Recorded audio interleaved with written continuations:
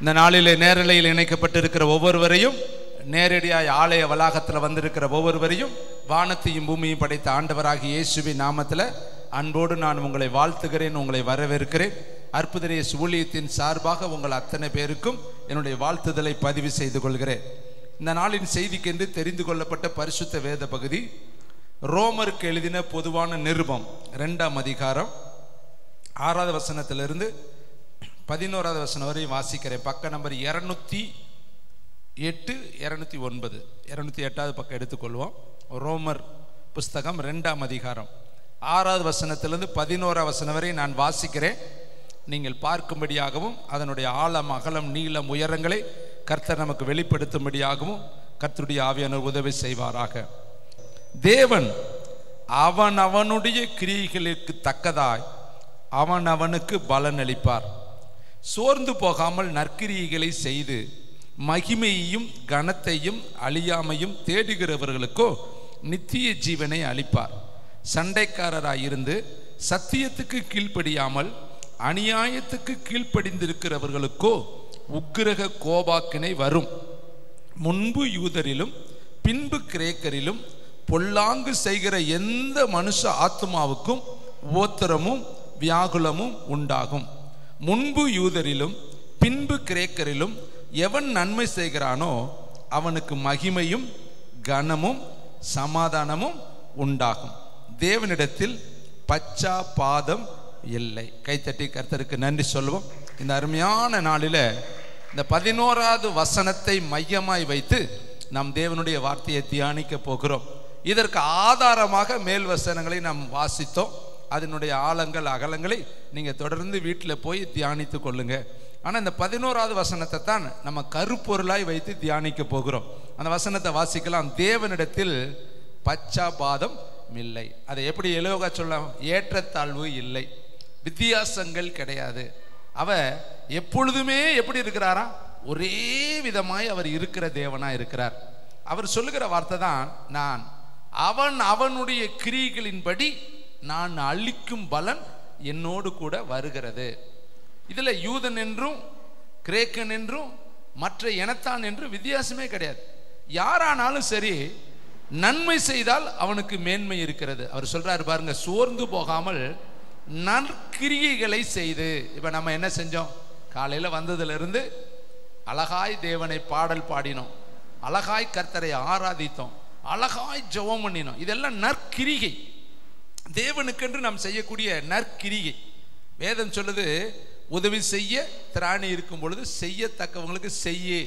அதே வேதம் சொல்லுது, கிரிகை இல்லாத விசுவாசம் செத்ததா இருக்கு. அப்ப இன்றைக்கு பாருங்க, சோர்ந்து போகாமல் நல்ல கிரியைகளை செய்யணுமா? அப்படி செஞ்சேன்னா உனக்கு என்ன வசனம் சொல்லுது? மகிமை உண்டாகுமா, கனம் உண்டாகுமா, அழியாமை உண்டாகுமா, அடுத்து நித்திய ஜீவனும் கொடுப்பாராம். அந்த வசனத்தை வாசிங்க. 7வது வசனம், சோர்ந்து போகாமல். வேதத்தில் சோர்ந்து போகாமல் ஜெபம் பண்ண வேண்டும் என்பதை குறித்து ஒரு உவமையை சொன்னார். அங்கேயும் சோர்ந்து போகாமல் இருக்குது. ஜெபம் பண்ணுவதற்கும் சோர்ந்து போகக்கூடாது, நற்கிரிகை செய்வதற்கும் நம்ம சோர்ந்து போகக்கூடாது. எழுதுறாரு பாருங்க, சோர்ந்து போகாமல் நற்கிரியைகளை செய்து என்ன செய்யணும்? மகிமை செய்து மகிமையும் கனத்தையும் அழியாமையும் தேடுகிறவர்களுக்கு கர்த்தர் என்ன கொடுப்பாரா? நித்திய ஜீவனை அளிப்பார். அப்ப சோர்ந்து போகாமல் நல்ல கிரியைகளை செய்யணும். இதெல்லாம் ஊழியத்துக்காக நம்ம செய்யற கிரியை. எவ்வளவோ காரியம் இருக்கு ஊழியத்துக்கு நம்ம செய்ய வேண்டியது, உலகத்துல நம்ம செய்ய வேண்டியது. அதெல்லாம் நம்ம செஞ்சோம்னா முடிவு சொல்லுது, உனக்கு கர்த்தர் நித்திய ஜீவனை கொடுப்பார். அடுத்த வார்த்தை, சண்டைக்காரரா இருந்து வீட்லையும் சண்டை, தெருவிலையும் சண்டை, ஊர்லையும் சண்டை, வேலை பார்க்குற இடத்துலையும் சண்டை, வாயை திறந்தா சண்டைக்காரராகவே இருந்து. சில பேர் சொல்லுவாங்க, நமக்கு பேரே வச்சிருப்பாங்க, சண்டைக்காரன் சண்டைக்காரி. அந்த தெருவே சண்டைக்கார தெருவு, அந்த ஊரே சண்டை போட்டுக்கிட்டே கிடப்பாங்க. இதெல்லாம் எழுதியிருக்கு, சண்டைக்காரராக இருந்து. அதுக்கு ஒரு வசனம் சொல்லுது, சண்டைக்காரியோடு குடியிருப்பதை விட வீட்டில் ஒரு மூலையில் குடியிருப்பது தான் நலமா இருக்கும். சண்டைக்காரியும் கோபக்காரியுமோடு குடியிருக்கவே முடியாதுன்னு வேதத்தில் இருக்கு. இங்கேயும் வேதம் சொல்லுது பாருங்க, சண்டைக்காரராக இருந்து சத்தியத்துக்கு கீழ்ப்படியாமல். சண்டைக்காரியா இருந்தோம்னா சத்தியம் நம்மகிட்ட வேலை செய்யவே செய்யாது, வசனம் நம்மகிட்ட வேலை செய்யவே செய்யாது, விசுவாசம் நம்மகிட்ட வேலை செய்யவே செய்யாது. ஏன்னா நம்ம என்னக்காரரா இருக்கிறோம்? சண்டைக்காரரா இருக்கிறோம். வேதம் சொல்லுது பாரு, சண்டைக்காரரா இருந்து சத்தியத்துக்கு கீழ்ப்படியாமல் அநியாயத்துக்கு கீழ்ப்படுகிறவர்களுக்கோ உக்கிரக கோபாக்கினை வரும். பார்த்தீங்களா, நம்ம சண்டைக்காரராக இருந்தால் நம்ம மேல கோபாக்கினை வருமா? அநியாயத்தை செய்வது, அநியாயத்துக்கு கீழ்ப்படிவது, எல்லா தப்புக்கு தான் கீழ்ப்படியாது. தப்பான வழியில போறதுக்கு ஒத்து போறது. நீங்க நீதிமொழிகளை படிச்சு பாருங்க. யாராவது உன்கிட்ட வந்து வா எனக்கு பங்காளியா இரு, நம்ம எல்லாம் ஒரே பயிருக்கும் என்று சொன்னா நீ அவனோடு சமாதானம் கலந்து போகாத. வாசிக்கலாமா நீதிமொழிகள் புஸ்தகம்? அந்த வசனத்தை டச் பண்ணிட்டு நம்ம இங்க வந்துடுறது நல்லது. ஏன்னா சாலமோன் எழுதி வைத்த அந்த வார்த்தை மகிமையான ஒரு வார்த்தை, மேன்மையான ஒரு வார்த்தை, மகத்துவமான ஒரு வார்த்தை. வாசிக்கலாம். 1ஆம் அதிகாரம், நீதிமொழிகள் 1ஆம் அதிகாரம் 14ஆம் வசனம். எங்களோடு பங்காளியா இரு. அதுக்கு மேல 13ஆம் வசனம். விலையுயர்ந்த சகல பொருள்களை கண்டடைவோம், கொள்ளை பொருள்களினால் நம்முடைய வீடுகளை நிரப்புவோம். எங்களோடு பங்காளியா இரு, நம்ம எல்லாருக்கும் ஒரே பையும் இருக்கும் என்று அவர்கள் சொல்வார்கள் ஆகில், என் மகனே நீ அவர்களோடு வழி நடவாமல் உன் காலை அவர்கள் பாதைக்கு விலக்குவாயாக. அவர்கள் கால்கள் தீங்கு செய்ய ஓடி ரத்தம் சிந்த தீவிரிக்கிறது. எவ்வகையான பட்சியானாலும் சரி அதன் கண்களுக்கு முன்பாக வலையை விரிப்பது விருதா. எப்படி கூப்பிடுவாங்களா? விலை உயர்ந்த பொருள்களை கண்டடைவோம், கொள்ளை பொருள்களினாலே நம்முடைய வீடுகளை நிரப்புவோம் என்று நம்மளை கூப்பிட்டாங்கன்னா வேதம் சொல்லுது, நீ அவர்களுக்கு பங்காளியாக மாறாத, அவர்களோடு போகாத. அவர்கள் எல்லாரும் நம்ம எல்லாத்துக்கும் ஒரே பை இருக்கும், ஒரே வீடு இருக்கும், ஒரே குடும்பமா இருப்போம், எல்லாம் ஒன்னா இருப்போம்னு சொன்னாலும் நீ அவர்களோடு சேர்ந்து போகாதே. உன் காலை அவர்களுக்கு விலக்கி நீ என்ன செஞ்சுக்க? காத்துக்கொள்ளு. பார்த்தீங்களா, சாலமோன் எழுதி வைத்திருக்கிற முதல் நீதிமொழிகள் அழகா எழுதிட்டு போறார். இதைத்தான் இங்கேயும் கர்த்தருடைய வார்த்தை நமக்கு ரோமர் புஸ்தகத்தில் சொல்றாரு. அநியாயக்காரராய் இருந்து சத்தியத்துக்கு கீழ்ப்படியாமல் அநியாயத்துக்கு கீழ்ப்படுகிறவர்களுக்கோ என்ன வருமா? உக்கிரக கோபாக்கினை வரும். முன்பு யூதராய் இருந்து பின்பு கிரேக்கரா மாறி பொல்லாங்கு செய்கிற எந்த மனுஷ ஆத்மாவுக்கும் உபத்திரமும் வியாகுலமும் வரும். நீ யாரா இருக்கலாம், கிரேக்கனா இருக்கலாம், யூதனா இருக்கலாம், சமரியனா இருக்கலாம், அல்லது நீ கானா ஊர்க்காரராக இருக்கலாம், அல்லது கப்பர்நகூமுக்காரராக இருக்கலாம், அல்லது இயேசு பிறந்த நாசரேத் ஊரக்காரராக இருக்கலாம். ஊர் முக்கியம் கிடையாது, நாடு முக்கியம் கிடையாது, நீ என்ன செய்கிற என்பது தான் முக்கியம். அதனால நான் இந்த ஊர்ல பிறந்துட்டேன், இந்த மதத்துல பிறந்துட்டேன், இந்த பேர் வச்சிருக்கிறேன் அப்படின்ட்டு நீ என்ன வேணாலும் செஞ்சா பரலோகம் ஏத்துக்காது. இங்க வேதம் சொல்லு பாரு, முன்பு யூதரா இருக்கலாம், பின்பு நீ கிரேக்கரா மாறி இருக்கலாம், ஆனா பொல்லாங்கு செய்கிற எந்த மனுஷ ஆத்துமாவுக்கும், நல்லா கவனிக்கணும், மனுஷனா இருக்கிற எந்த மனுஷனுக்கும் ஓத்திரமும் வியாகுலமும் வரும். முன்பு யூதரிலும் பின்பு கிரேக்கரிலும் எவன் நன்மை செய்கிறானோ அவனுக்கு கைத்தட்டுங்க, கனமும் மகிமையும் கனமும் சமாதானமும் உண்டாகும். தேவனிடத்தில் பச்சாபாதம் இல்லை. அப்ப யாரா நீ இருந்தாலும் தேவனுடைய பார்வையில நீ உண்மையா இருந்தால் மட்டும்தான் உனக்கு கனமும் மகிமையும் சமாதானமும், உனக்கு பெரிய பாதுகாப்பு உண்டாகும். தேவன் பச்சாபாதம் பார்க்கிறவர் அல்ல, ஏற்றத்தாழ்வு பார்க்கிறவர் அல்ல. வேதம் சொல்லுது, கனம் உள்ளவனுக்கு ஒரு மதிப்பையும் கனவீனமானவனுக்கு ஒரு மதிப்பையும் நீங்க கொடுத்தீங்கன்னா சபையில நீ பேதகம் பண்ணுகிற, நீ உண்மையான ஊழியக்காரன் அல்ல. தரித்திரனையும் ஐஸ்வர்யவானையும் ஒரே விதமாய் சபையில நீ என்ன செய்யணும்? கனம் பண்ணணும். எல்லாரையும் ஒன்று போல நீ நினைக்கணும்னு கர்த்தர் எழுதி வச்சிருக்கிறார். அவருடைய பார்வையில யாரையும் அவர் பச்சாபாதத்தோடு பார்க்கிறவர் அல்ல. நிறைய காணிக்க கொடுத்துட்டு அதுக்கு ஒரு மதிப்பும், காணிக்க தராட்டி அதுக்கு ஒரு மதிப்பும் கொடுக்கிறவர் அல்ல. அவர் எல்லாவற்றையும் ஒரே விதமாய் பார்க்கிற தேவன். ஒரு சில வசனங்களை உங்களுக்கு முன் வைத்தா இதனுடைய வியாக்கியானங்களை நீங்கள் இலகுவாய் புரிந்து கொள்ள முடியும். பிரசங்கி புஸ்தகம் 8ஆம் அதிகாரத்துக்கு எல்லாரும் கடந்து வருவோம். எல்லாரும் தயவுசெய்து வேதாகமத்தை எடுக்கலாம். தேங்க்யூ வண்டர்ஃபுல் த ஹோலி ஸ்பிரிட். ஆவியானவர் நமக்கு உதவி செய்வாராக. பிரசங்கி புஸ்தகம் 8ஆம் அதிகாரம், பக்க நம்பர் 797 பக்கம், 8ஆம் அதிகாரம் 14வது வசனத்தை வாசிக்கலாமா?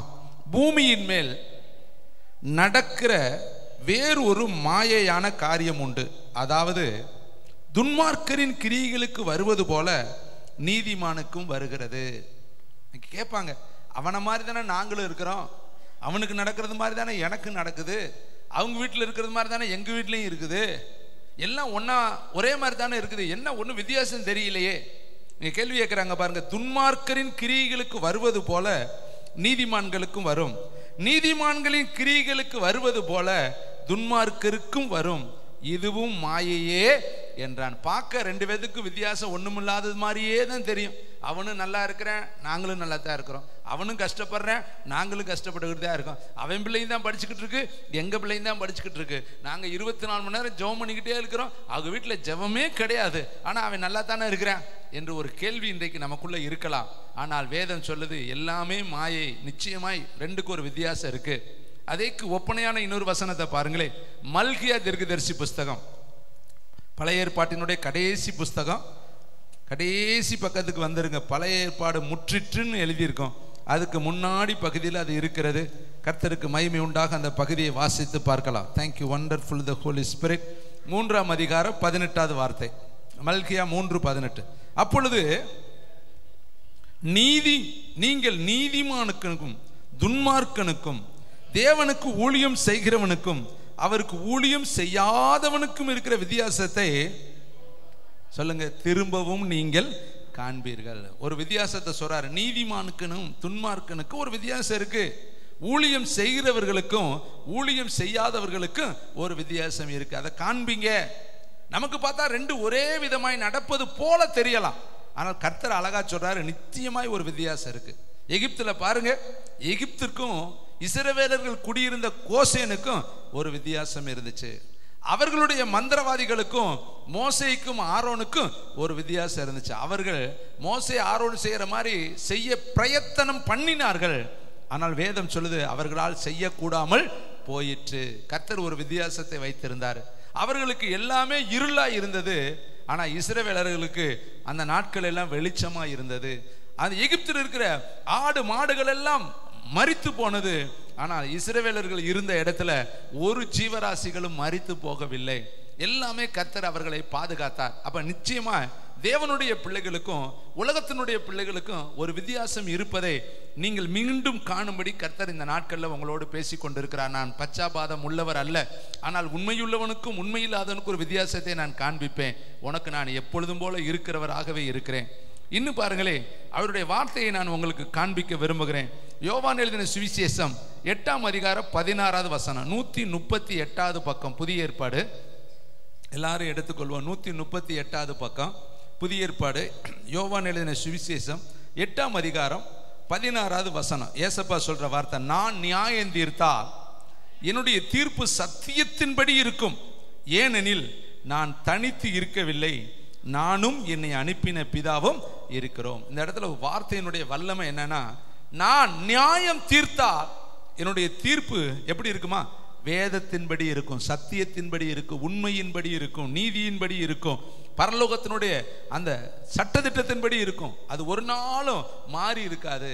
தேவனுக்கு இருக்கக்கூடிய தீர்ப்பு அது சத்தியத்தின்படி தீர்ப்பு. அதனால அவர் சொல்றாரு, நான் தீர்த்தால், நான் நியாய தீர்ப்புல உட்கார்ந்து உங்களை நியாயம் தீர்க்கும் பொழுது சத்தியத்தின்படி தான் தீர்ப்பேன். அப்ப ஜெபிக்கிற உனக்கும் ஜெபிக்காத இன்னொருவனுக்கும் ஒரு வித்தியாசம் இருக்கு. ஊழியம் செய்கிற உனக்கும் ஊழியம் செய்யாத ஒருத்தனுக்கும் ஒரு வித்தியாசம் இருக்கும். கோசேனில் இருக்கிற உனக்கும் எகிப்தில் இருக்கிற இன்னொருத்தனுக்கும் ஒரு வித்தியாசம் இருக்கும். துன்மார்க்கனுக்கும் நீதிமானுக்கும் ஒரு வித்தியாசம் இருக்கும். இரக்கம் உள்ளவனுக்கும் இரக்கம் இல்லாதவனுக்கும் ஒரு வித்தியாசம் இருக்கும். பரிசுத்தம் உள்ளவனுக்கும் பரிசுத்தம் இல்லாதவனுக்கும் ஒரு வித்தியாசம் இருக்கும். தேவனை விசுவாசிக்கிறவர்களுக்கும் தேவனை விசுவாசிக்காதவர்களுக்கும் ஒரு வித்தியாசம் இருக்கும் என்பதை இங்க வசனம் நமக்கு ஆழமாய் சொல்கிறது. இன்னும் சில வசனங்களை உங்களுக்கு நான் காண்பிக்கிறேன். மோசேயை கர்த்தர் ஊழியத்துக்கு அனுப்பும் பொழுது அவர் கேட்குறாரு, நான் எப்படி போவேன்? நான் போனால் அவங்க நம்புவாங்களா? நான் போய் அவங்கள்ட்ட என்ன சொல்லணும்? நான் எந்த வார்த்தையை அவங்கள்ட்ட சொல்லணும்னு சொல்கிறப்ப மோசேக்கு கர்த்தர் சொல்லி அனுப்பின ஒரு வார்த்தை உண்டு. யாத்திரையாகமம் புஸ்தகம் 3ஆம் அதிகாரம் 14வது வசனம், பக்கம் 72வது பக்கம். எல்லாரும் எடுத்துக்கொள்வோம். மோசேயை பார்த்து கர்த்தர் சொல்லி அனுப்புகிற ஒரு வார்த்தை. அதற்கு தேவன், இருக்கிறவராகவே இருக்கிறேன் என்று மோசேயுடனே சொல்லி, இருக்கிறேன் என்பவர் என்னை உங்களிடத்தில் அனுப்பினார் என்று இஸ்ரவேல் புத்திரரோடு சொல்லுவாயாக. கைகளை தட்டி தேவனுக்கு ஒரு நன்றி சொல்வீங்களா? எதற்கு தெரியுமா? அவர் ஆதியாகமத்தில் எப்படி இருந்தாரோ அப்படித்தான் வெளிப்படுத்தல் வரையும் அவர் இருக்கிறாரு. உலக தோற்றத்தில் ஆதாமுக்கு அவர் எப்படி இருந்தாரோ அப்படித்தான் இன்றைக்கும் நமக்கு அவர் இருக்கிறார். அவர் மாறுகிற தேவன் அல்ல, அவர் மாறி போகிற ஒரு கர்த்தர் அல்ல. அவர் ஆதியில் இருந்து இன்று வரையும், இன்னும் உலகத்தின் முடிவு வரையும் அவர் இருக்கிறவராகவே இருக்கிற தேவன். அதனாலதான் அவர் சொல்றாரு, நான் பச்சாபாதம் உள்ள தேவன் அல்ல, நான் யாரை வித்தியாசமாய் பார்க்கிற தேவன் அல்ல, நான் எல்லாரையும் என்னுடைய பிள்ளைகள் எல்லாம் ஒரே விதமாய் பார்த்து எல்லாரையும் ஒரே விதமாய் ஆசீர்வதிக்கிற தேவனாய் இருக்கிறேன். பாருங்க, யாக்கோப்பு கூட போய் அப்பா கிட்ட என்னை ஆசீர்வதியும்னு கேட்கிறான். ஆனா அவங்க அப்பாவுக்கு இவனை ஆசீர்வதிக்க பிரியம் கிடையாது. யாரை ஆசீர்வதிக்க அவர் நினைக்கிறாரு? ஏசாவை அவங்க அப்பா கிட்ட ஒரு பச்சாபாதம் இருக்குது, ஒரு ஏற்றத்தாழ்வு இருக்குது. ஒரு மகனை ஆசீர்வதிக்க நினைக்கிறாரு, ஒரு மகனை அவர் என்ன செய்யல தெரியுமா? ஆசீர்வதிக்கல. யோசேப்பு தன்னுடைய பிள்ளைகளை 2 பேர்த்தையும் மனாசை எப்பிராயிமை கூட்டிட்டு யாருக்கிட்ட போறாரு? யாக்கோப்பு கிட்ட போறாரு. அப்ப யாக்கோபு மனமறிய கைகளை மாற்றி வைத்து ஆசீர்வதிப்பாரு. அப்ப இவர் என்ன சொல்வாரு? தகப்பனே, அப்படி அல்ல, இவன் மனாசே, இவன் எப்ராயிம், உங்க வலது கரத்தை தூக்கி மனாசே தலையிலையும் இடது கையை தூக்கி எப்ராயிம் தலையில வைங்க, நீங்க மாத்தி வச்சிட்டீங்கன்னு சொல்லி அந்த இடத்துல யோசேப்பு கூட ஒரு பச்சாபாதம் உள்ளவனா இருந்தான். யாரு? மனாசாவே ஆசீர்வதிக்கணும், எப்ராயிம் 2வது இருக்கணும்னு சொல்லி அந்த இடத்துல அவனுக்கு ஏற்றத்தாழ்வு இருக்குது. ஆனா கர்த்தர் சொல்றாரு, நான் அப்படி தீர்க்கிறவர் கிடையாது, நான் ஒவ்வொருத்தருக்கும் இருக்கிறவராகவே இருக்கிறேன், எல்லாரையும் ஒரே விதமாய் நான் பார்க்கிற தேவனாய் இருக்கிறேன். ஒவ்வொருத்தருக்கும் கர்த்தருடைய அந்த பார்வை ஒரே விதமா இருக்கு. பாருங்க, 5 தாலந்து வாங்கினவனையும் கர்த்தர் சொன்னார், உண்மையும் உத்தமம் உள்ள ஊழியக்காரனே.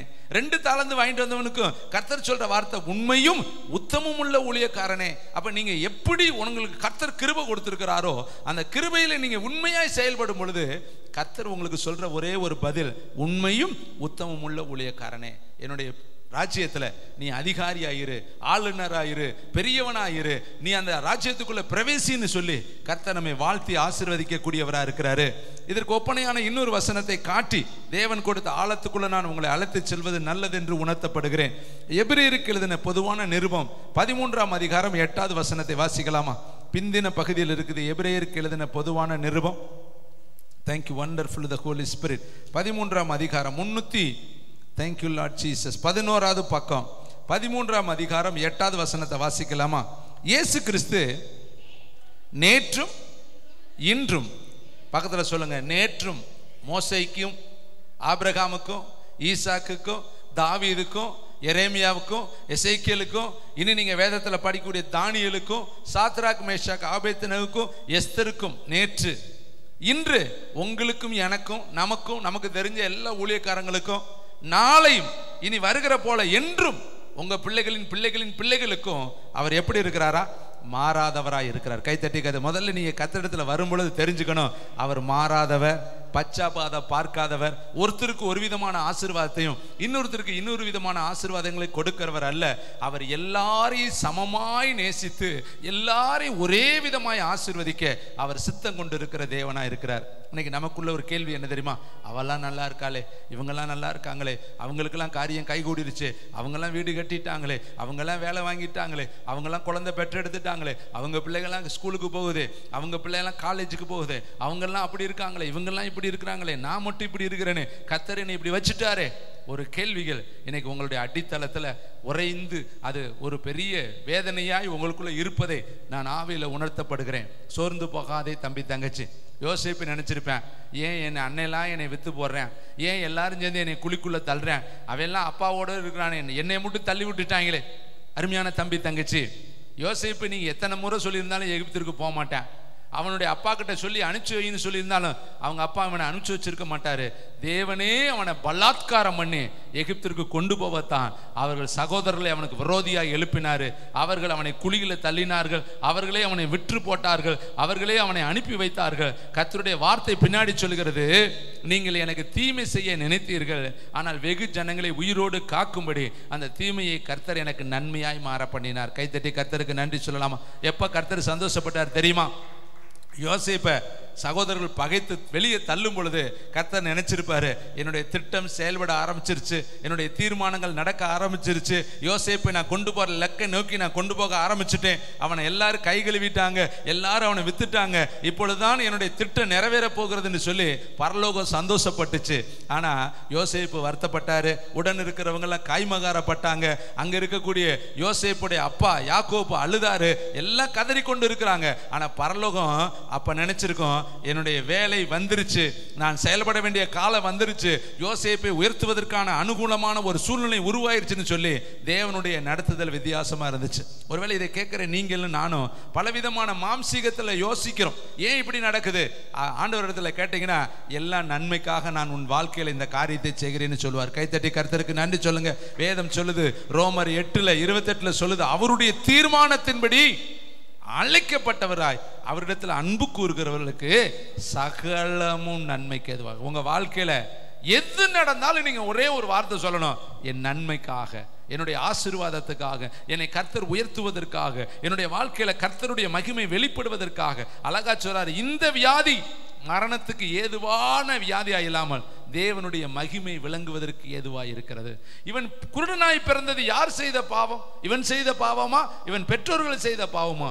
அவனுக்கு கர்த்தர் சொல்கிறார், இவன் செய்த பாவம் அல்ல, இவன் பெற்றோர்கள் செய்த பாவம் அல்ல, தேவனுடைய கிரியைகள் இவனிடத்தில் வெளிப்படும் பொருட்டு இவன் இப்படி பிறந்திருக்கிறான். அப்போ உங்க வாழ்க்கையில எந்த காரியம் வந்தாலும் அது தேவனுடைய மகிமைக்காக, உங்களுடைய வாழ்க்கையில என்ன சம்பவம் நடந்தாலும் அது தேவனுடைய மகிமைக்காக என்பதை நீங்கள் ஒரு நாளும் மறந்து போயிடாதீங்க. அந்த காரியத்தில் கர்த்தர் மகிமை அடைவார். வேதம் சொல்கிறது, நீ என் தாசன், உன்னில் நான் மகிமைப்படுவேன். நீ அவருடைய பிள்ளையா இரு, ஓ மூலியமாய் கர்த்தர் மகிமைப்படுவார். வசனம் சொல்லுது, நான் என் நாமத்தை பிரஸ்தாபப்படுத்துகிற எந்த ஸ்தானத்திலும் உன்னிடத்தில் வந்து நான் உன்னை ஆசீர்வதிப்பேன். தேவன் எப்படி பச்சாபாதம் இல்லை என்பதை ஒரு சில வசனங்கள் வழியாய் நான் உங்களுக்கு காண்பிக்க போகிறேன். நீங்களும் உங்க மனக்கண்களை திறந்து இந்த வசனத்தை உற்று பாருங்களே, அப்போ உங்களுக்கு புரியும். இதுக்கு முன்னாடி நீங்க படிக்கிறப்ப ஏற்பட்ட ரிவைவல் வேற, வெளிச்சம் வேற. இப்போ உங்களுக்கு புரிந்து கொள்ளும்படியான அந்த மனக்கண்களை பரிசுத்த ஆவியானவர் திறந்தருள்வாராக. எப்படி அவர் பச்சாபாதமற்றவர், எல்லாரையும் ஒரே விதமாய் எப்படி அவர் நேசிக்கிறவர், எல்லாருக்கும் ஒரே விதமாய் அவர் எப்படி செயல்படுகிறவர் என்பதை நீங்க வசனம் எவ்வளவு அழகாய் காண்பிக்கிறது என்பதை பாருங்கள். யோசுவாக்கு எழுதின புஸ்தகம், யோசுவா எழுதின புஸ்தகம் 1ஆம் அதிகாரம் 5ஆம் வசனத்தை எல்லாரும் சேர்ந்து இசைந்து வாசிக்கலாமா? யோசுவா 1:5, பக்க நம்பர் 269வது பக்கம். தேங்க்யூ. வாசிக்கலாமா?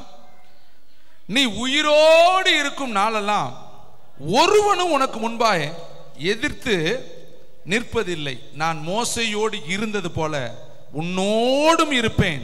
நான் உன்னை விட்டு விலகுவதும் இல்லை, உன்னை கைவிடுவதும் இல்லை. நல்ல கைத்தட்டி தேவனுக்கு ஒரு நன்றி சொல்லலாம். யோசுவாவுக்கிட்ட கர்த்தர் சொல்றாரு, நீ பார்த்த மோசையோடு நான் எப்படி இருந்தேனோ, உன் எஜமானனாகிய மோசையோடு நான் எப்படி இருந்தேனோ, உன் தகப்பனாகிய மோசையோடு நான் எப்படி இருந்தேனோ, அப்படியே இந்த நாளிலிருந்து நான் உன்னோடு கூட இருப்பேன்.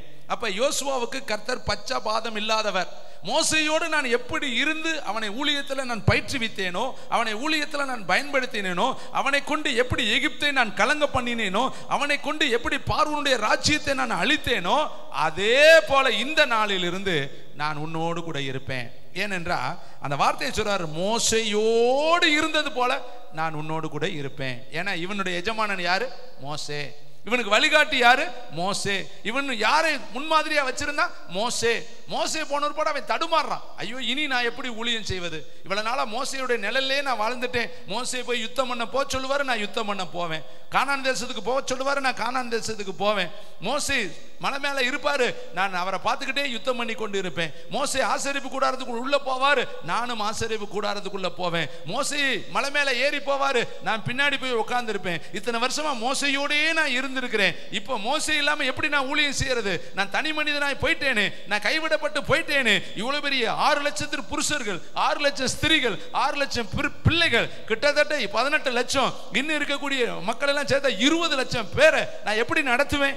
இன்னும் நான் கானான் போய் சேர்க்கலையே, இடையிலேயே அவருடைய ஓட்டம் முடிஞ்சிருச்சு. இன்னும் நான் போக வேண்டிய பிரயாணம் ரொம்ப தூரம் இருக்குது. நான் எப்படி கடந்து போவேன்? எப்படி இந்த மக்களை கொண்டு போய் சேர்ப்பேன் என்று அவன் திகைக்கும் பொழுது அவன் மனசுக்குள்ள யாரு இல்லை என்கிற உணர்வு இருக்கிறதை கர்த்தர் பார்த்தாரு. மோசே இல்லையே என்கிற ஒரு அங்கலாய்ப்பை பார்த்த தேவன் அவர் சொல்லுகிற வார்த்தை, மோசையோடு நான் எப்படி இருந்தேனோ அதே போல இந்த உலகத்தின் முடிவு பரியந்தமோ நீ உயிரோடு இருக்கிற நாள் வரையும் நான் உன்னோடு கூட இருப்பேன். ஒரு வாக்கு கொடுக்கிறார், நான் உன்னை விட்டு விலகுவதும் இல்லை. கை தட்டுங்க, நான் உன்னை கைவிடுவதும் இல்லை. நீங்க இன்னைக்கு யாரை பார்த்து சோர்ந்து போய் இருக்கிறீங்க? யாரை பார்த்து திகைத்து போய் இருக்கிறீங்க? எதன் நிமித்தம் நீங்க வேதனையோடு இருக்கிறீங்க? அவங்களெல்லாம் ஆசீர்வதிச்சுட்டாரு. அவங்களை ஆசீர்வதித்த தேவன் இன்னைக்கு உன்னை பார்த்து சொல்றாரு, நான் உன்னை ஆசீர்வதித்து உன் பேரை பெருமைப்படுத்துவேன். நீ ஆசீர்வாதமா இருப்பா. நீ வலது பக்கத்துல இடது கூட்டத்துல இடம் கொண்டு பெருகுவா. நீ இப்பொழுது இருக்கிறதை பார்க்கலாம் 1000 மடங்கு அதிகமாகும்படி உங்கள் பிதாக்களின் தேவனாகிய கர்த்தர் உங்களை சொல்லியபடியே ஆசீர்வதிப்பார். ஆகாய 2:19 சொல்லுது, இன்று முதல் நான் உங்களை ஆசீர்வதிப்பேன். சங்கீதம் 115:12 சொல்கிறது, இதோ கர்த்தர் நம்மை நினைத்திருக்கிறார், அவர் ஆசீர்வதிப்பார். ஆபிரகாமின் குடும்பத்தை, இதோ ஆரோனுடைய குடும்பத்தை அவர் ஆசீர்வதிப்பார். லேவியுடைய குடும்பத்தை அவர் ஆசீர்வதிப்பார். கர்த்தருக்கு பயப்படுகிற சிறியோரையும் பெரியோரையும் அவர் ஆசீர்வதிப்பார். ஏனென்றால் அவர் ஆசீர்வதிக்க சித்தமுள்ள தேவனா இருக்கிறார். வசனம் சொல்கிறது, இஸ்ரவேலை ஆசீர்வதிப்பதே. மீதி சொல்லுங்க, கர்த்தருக்கு பிரியம். பக்கத்தில் சொல்லுங்க, சிஸ்டர், உங்களை ஆசீர்வதிப்பது தான் என் தேவனுக்கு பிரியம். அதனால தான் சொல்றார், நான் இருக்கிறவராகவே இருக்கிறேன். ஆபிரகாம் என் சொல்லுக்கு கீழ்ப்படிந்து வந்தபடினால அவர் சொல்றாரு, நிச்சயமாகவே நான் சொல்லுகிறேன், உன்னை ஆசீர்வதிக்கவே ஆசீர்வதித்து உன் பேரை நான் பெருமைப்படுத்துவேன். நீ இந்த பூமியில ஆசீர்வாதமா இருப்பாய் என்று சொல்லி அவன் ஆசீர்வதித்தார் அல்லவா? அதே தேவன் ஒரு ப்ராஃபஸி சொல்றேன், இருக்கிறவராகவே இருக்கிறாரு. அவர் மாறி போகிறவர் அல்ல, அவர் மாறிவிட்ட தெய்வம் அல்ல. ஆபிரகாமுக்கு ஒரு விதமாகவும், ஈசாக்குக்கு ஒரு விதமாகவும், யாக்கோப்புக்கு ஒரு விதமாகவும், தாவீதுக்கு ஒரு விதமாகவும், சாலமோனுக்கு ஒரு விதமாகவும், உங்களுக்கும் எனக்கு ஒரு விதமாக இருக்கிறவர் அல்ல. நான் இருக்கிறவராகவே இருக்கிறேன். எப்பொழுதும் ஒரே நிலையில் நான் இருந்து என்னுடைய எல்லா பிள்ளைகளையும் நான் ஒரே விதமாய் பார்க்கிற தேவனாய் இருக்கிறேன் என்பதை என் ஜனங்களுக்கு இன்றைக்கு திருஷ்டாந்தரப்படுத்து என்று சொல்லிதான் கர்த்தர் இந்த வார்த்தையை சொல்லி இருக்கிறார். கைதட்டி சொல்லுங்க, அவர் மாறாதவர், அவர் நேற்றும் இன்றும் என்றும் மாறாதவர். அவர் சாராளின் தேவன், இன்றைக்கு என்னுடைய தேவன். லேயாளின் தேவன், இன்றைக்கு என்னுடைய தேவன். ராகேலின் தேவன், இன்றைக்கு என்னுடைய தேவன். எலிசபெத்தின் தேவன், இன்றைக்கு என்னுடைய தேவன். அன்னாளின் தேவன், இன்றைக்கு என்னுடைய தேவன் என்று சகோதரிமார்கள் சொல்லுங்க, சகோதரன்மார்கள் சொல்லுங்க. சாலமோனின் தேவன் என்னுடைய தேவன். யோசுவாவின் தேவன் என்னுடைய தேவன். தானியேலின் தேவன் என்னுடைய தேவன். யெகூவின் தேவன் என்னுடைய தேவன். இதோ வேதம் சொல்லுகிறது, ஆபிரகாமின் தேவன், ஈசாக்கின் தேவன், யாக்கோப்பின் தேவன். அதற்கு அடுத்து வேதம் சொல்லுது, யோசேப்பின் தேவன் என்று கர்த்தர் சொன்னார். கைதட்டி கர்த்தருக்கு நன்றி சொல்லுங்க. ஏசாவின் தேவன் அவர் சொல்லவே கிடையாதுங்க. யோசேப்பின் தேவனாய் தன்னை அவர் உட்படுத்தி கொண்டு அவர் சொல்றார், நான் யோசேப்பின் தேவனாய் இருக்கிறேன். இன்னைக்கு உங்க பேரையும் அவர் பக்கத்துல போட்டு சொல்லுவாரு. இங்க பாருங்க, தாவீதின் குமாரனா வந்தாராம். ஆபிரகாமுக்கு தேவனா இருந்தாராம். ஆபிரகாமின் தேவன், ஈசாக்கின் தேவன், யாக்கோப்பின் தேவன், யோசேப்பின் தேவன், மோசேயின் தேவன்லாம் சொல்லிக்கிட்டு வந்துட்டு கை தட்டுங்க, தாவீதின் குமாரனாகிய இயேசு கிறிஸ்து இங்க வந்துட்டு சொல்றாரு, நான் அவனுக்கு வம்சத்துல வர்றேன், அவன் எனக்கு தகப்பனாய் இருக்கிறான், அவனுடைய குமாரன் என்று சொல்லிக் கொள்வதில் கர்த்தர் எவ்வளவு சந்தோஷப்படுறாரு பாருங்க. கை தட்டி கர்த்தருக்கு நன்றி சொல்லுங்க. எனக்கு மாறாத ஒரு தெய்வத்தை நான் உங்களுக்கு இயேசுவின் நாமத்தில் பிரசங்கித்துக் கொண்டு இருக்கிறேன். நீ எந்த நிலையில் வந்திருந்தாலும் சரி, எந்த சூழ்நிலையில் நீ உட்கார்ந்து இருந்தாலும் சரி, கைவிடப்பட்டு இருக்கலாம், நொறுக்கப்பட்டு இருக்கலாம், உடைக்கப்பட்டு இருக்கலாம், அவமானப்படுத்தப்பட்டு இருக்கலாம், ஊரை விட்டு தள்ளப்பட்டு இருக்கலாம், எல்லாராலும் எள்ளி நகையாடப்பட்டு இருக்கலாம், பலவிதமான அபச்சொல்கள் உன் மேல வந்து இருக்கலாம், ஒருவேளை தரித்திரத்தின் நடுவில் இருக்கலாம், அடுத்த நிமிடம் என்ன செய்வது என்று தெரியாமல் நீ இருக்கலாம், பற்றாக்குறையில் நடுவில் நீ இருக்கலாம். எந்த சூழ்நிலையில் வந்தாலும் என் தேவனுடைய வார்த்தையை நான் உனக்கு தைரியமாய் சொல்கிறேன். அவர் பச்சா பாதம் உள்ள தேவன் அல்ல, அவர் நேசிக்கிறவராகவே இருக்கிறாரு, ஆசீர்வதிக்கிறவராகவே இருக்கிறாரு, பலப்படுத்துகிறவராகவே இருக்கிறாரு, திட்டம் சொல்லக்கூடியவராகவே இருக்கிறாரு. அவர் இருக்கிறவராகவே இருக்கிறவர், எல்லாவற்றையும் எல்லாவற்றாலும் நிரப்புகிறவர், அவர் தூரத்திற்கும் சமீபத்திற்கும் தேவனாய் இருக்கிறார் என்பதை உன் ஆவி மனிதனில் உன்னுடைய அடித்தளத்தில் எழுதி வைத்துக்கொள். அவர் பச்சா பாதம் பார்க்கிறவர் அல்ல. இதோ யூதர்களுக்கு ஒரு விதமாகவும், கிரேக்கருக்கு ஒரு விதமாகவும், பரிசேயருக்கு ஒரு விதமாகவும், சதுசேயருக்கு ஒரு விதமாகவும், இனி வேதத்தில் இருக்கிற ஒவ்வொரு நபர்களுக்கு ஒரு விதமாய் அவர் செய்கிறவர் அல்ல. யாரெல்லாம் அவரை ஏற்றுக்கொண்டார்களோ, யாரெல்லாம் அவரை தொழுது கொள்கிறார்களோ, யாரெல்லாம் அவரை பணிந்து கொள்கிறார்களோ, யாரெல்லாம் அவருக்கு கீழ்ப்படுகிறார்களோ, யாரெல்லாம் அவருடைய வசனத்துக்கு செவி கொடுக்கிறார்களோ, அவர்கள் அத்தனை பேருக்கும் தேவன் இருக்கிறவராகவே இருக்கிறார். கைத்தட்டி கர்த்தருக்கு நன்றி சொல்லுவோமா? வேதம் சொல்லுது பாருங்க, மத்தேயு புஸ்தகம் 28:20 எல்லாரும் எடுத்து வாசித்து பார்க்கலாம். பரமேறி போகிற தேவன் இந்த உலகத்தை ஜெயமாய் முடித்து விட்டு, ஓட்டத்தை ஜெயமாய் முடித்து விட்டு, பிதாவினுடைய சித்தத்தை எல்லாம் முடித்து விட்டு, இந்த உலகத்தில் செய்து முடிக்க வேண்டிய எல்லா பணிகளையும் அவர் செய்து முடித்து விட்டு அவர் பரமேறி பரலோகம் போகிறதுக்கு முன்னாடி கடைசியாய் சொன்ன ஒரு வார்த்தை வேதம் சொல்கிறது. மத்தேயு புஸ்தகம் 28:20, நான் உங்களுக்கு கட்டளையிட்டவைகள் யாவையும் அவர்கள் கை கொள்ளும்படி அவர்களுக்கு உபதேசம் பண்ணுங்கள். கைகளை தட்டி தேவனுக்கு நன்றி சொல்லுங்க. இதோ உலகத்தின் முடிவு பரியந்தமோ சகல நாட்களிலும் நான் உங்களோடு கூட இருக்கிறேன் என்றார். கை தட்டி அவருக்கு ஒரு நன்றி சொல்வீங்களா? உலகத்தின் முடிவு பரியந்தமோ, அது ஜூன் மாசமானாலும், ஜூலை மாசமானாலும், ஜனவரி மாசமானாலும், பிப்ரவரி மாசமானாலும், டிசம்பர் மாசமானாலும், அது என்ன நாளா இருந்தாலும், அமாவாசையா இருந்தாலும், பௌர்ணமியா இருந்தாலும், எது என்ன காலமா இருந்தாலும், அது ராகு காலமோ, அது நல்ல காலமோ, கெட்ட காலமோ, எவன் என்ன காலம் சொன்னாலும், எந்த காலத்திலும் சகா காலமோ அவர் உங்களோடு கூட இருக்கிறார். ராஜாக்களை தள்ளுகிறவர், ராஜாக்களை ஏற்படுத்துகிறவர், பிரபுக்களை தள்ளுகிறவர், பிரபுக்களை ஏற்படுத்துகிறவர். என்னாலே அன்று இந்த உலகத்தில் ஒரு காரியம் நடப்பது கிடையாது. சகலத்தை செய்து முடிக்க திராணி உள்ள வல்லமையுள்ளவர் சொல்றாரு. சகல நாட்களிலும், சகல நாட்களிலும், சகல நாட்களிலும்.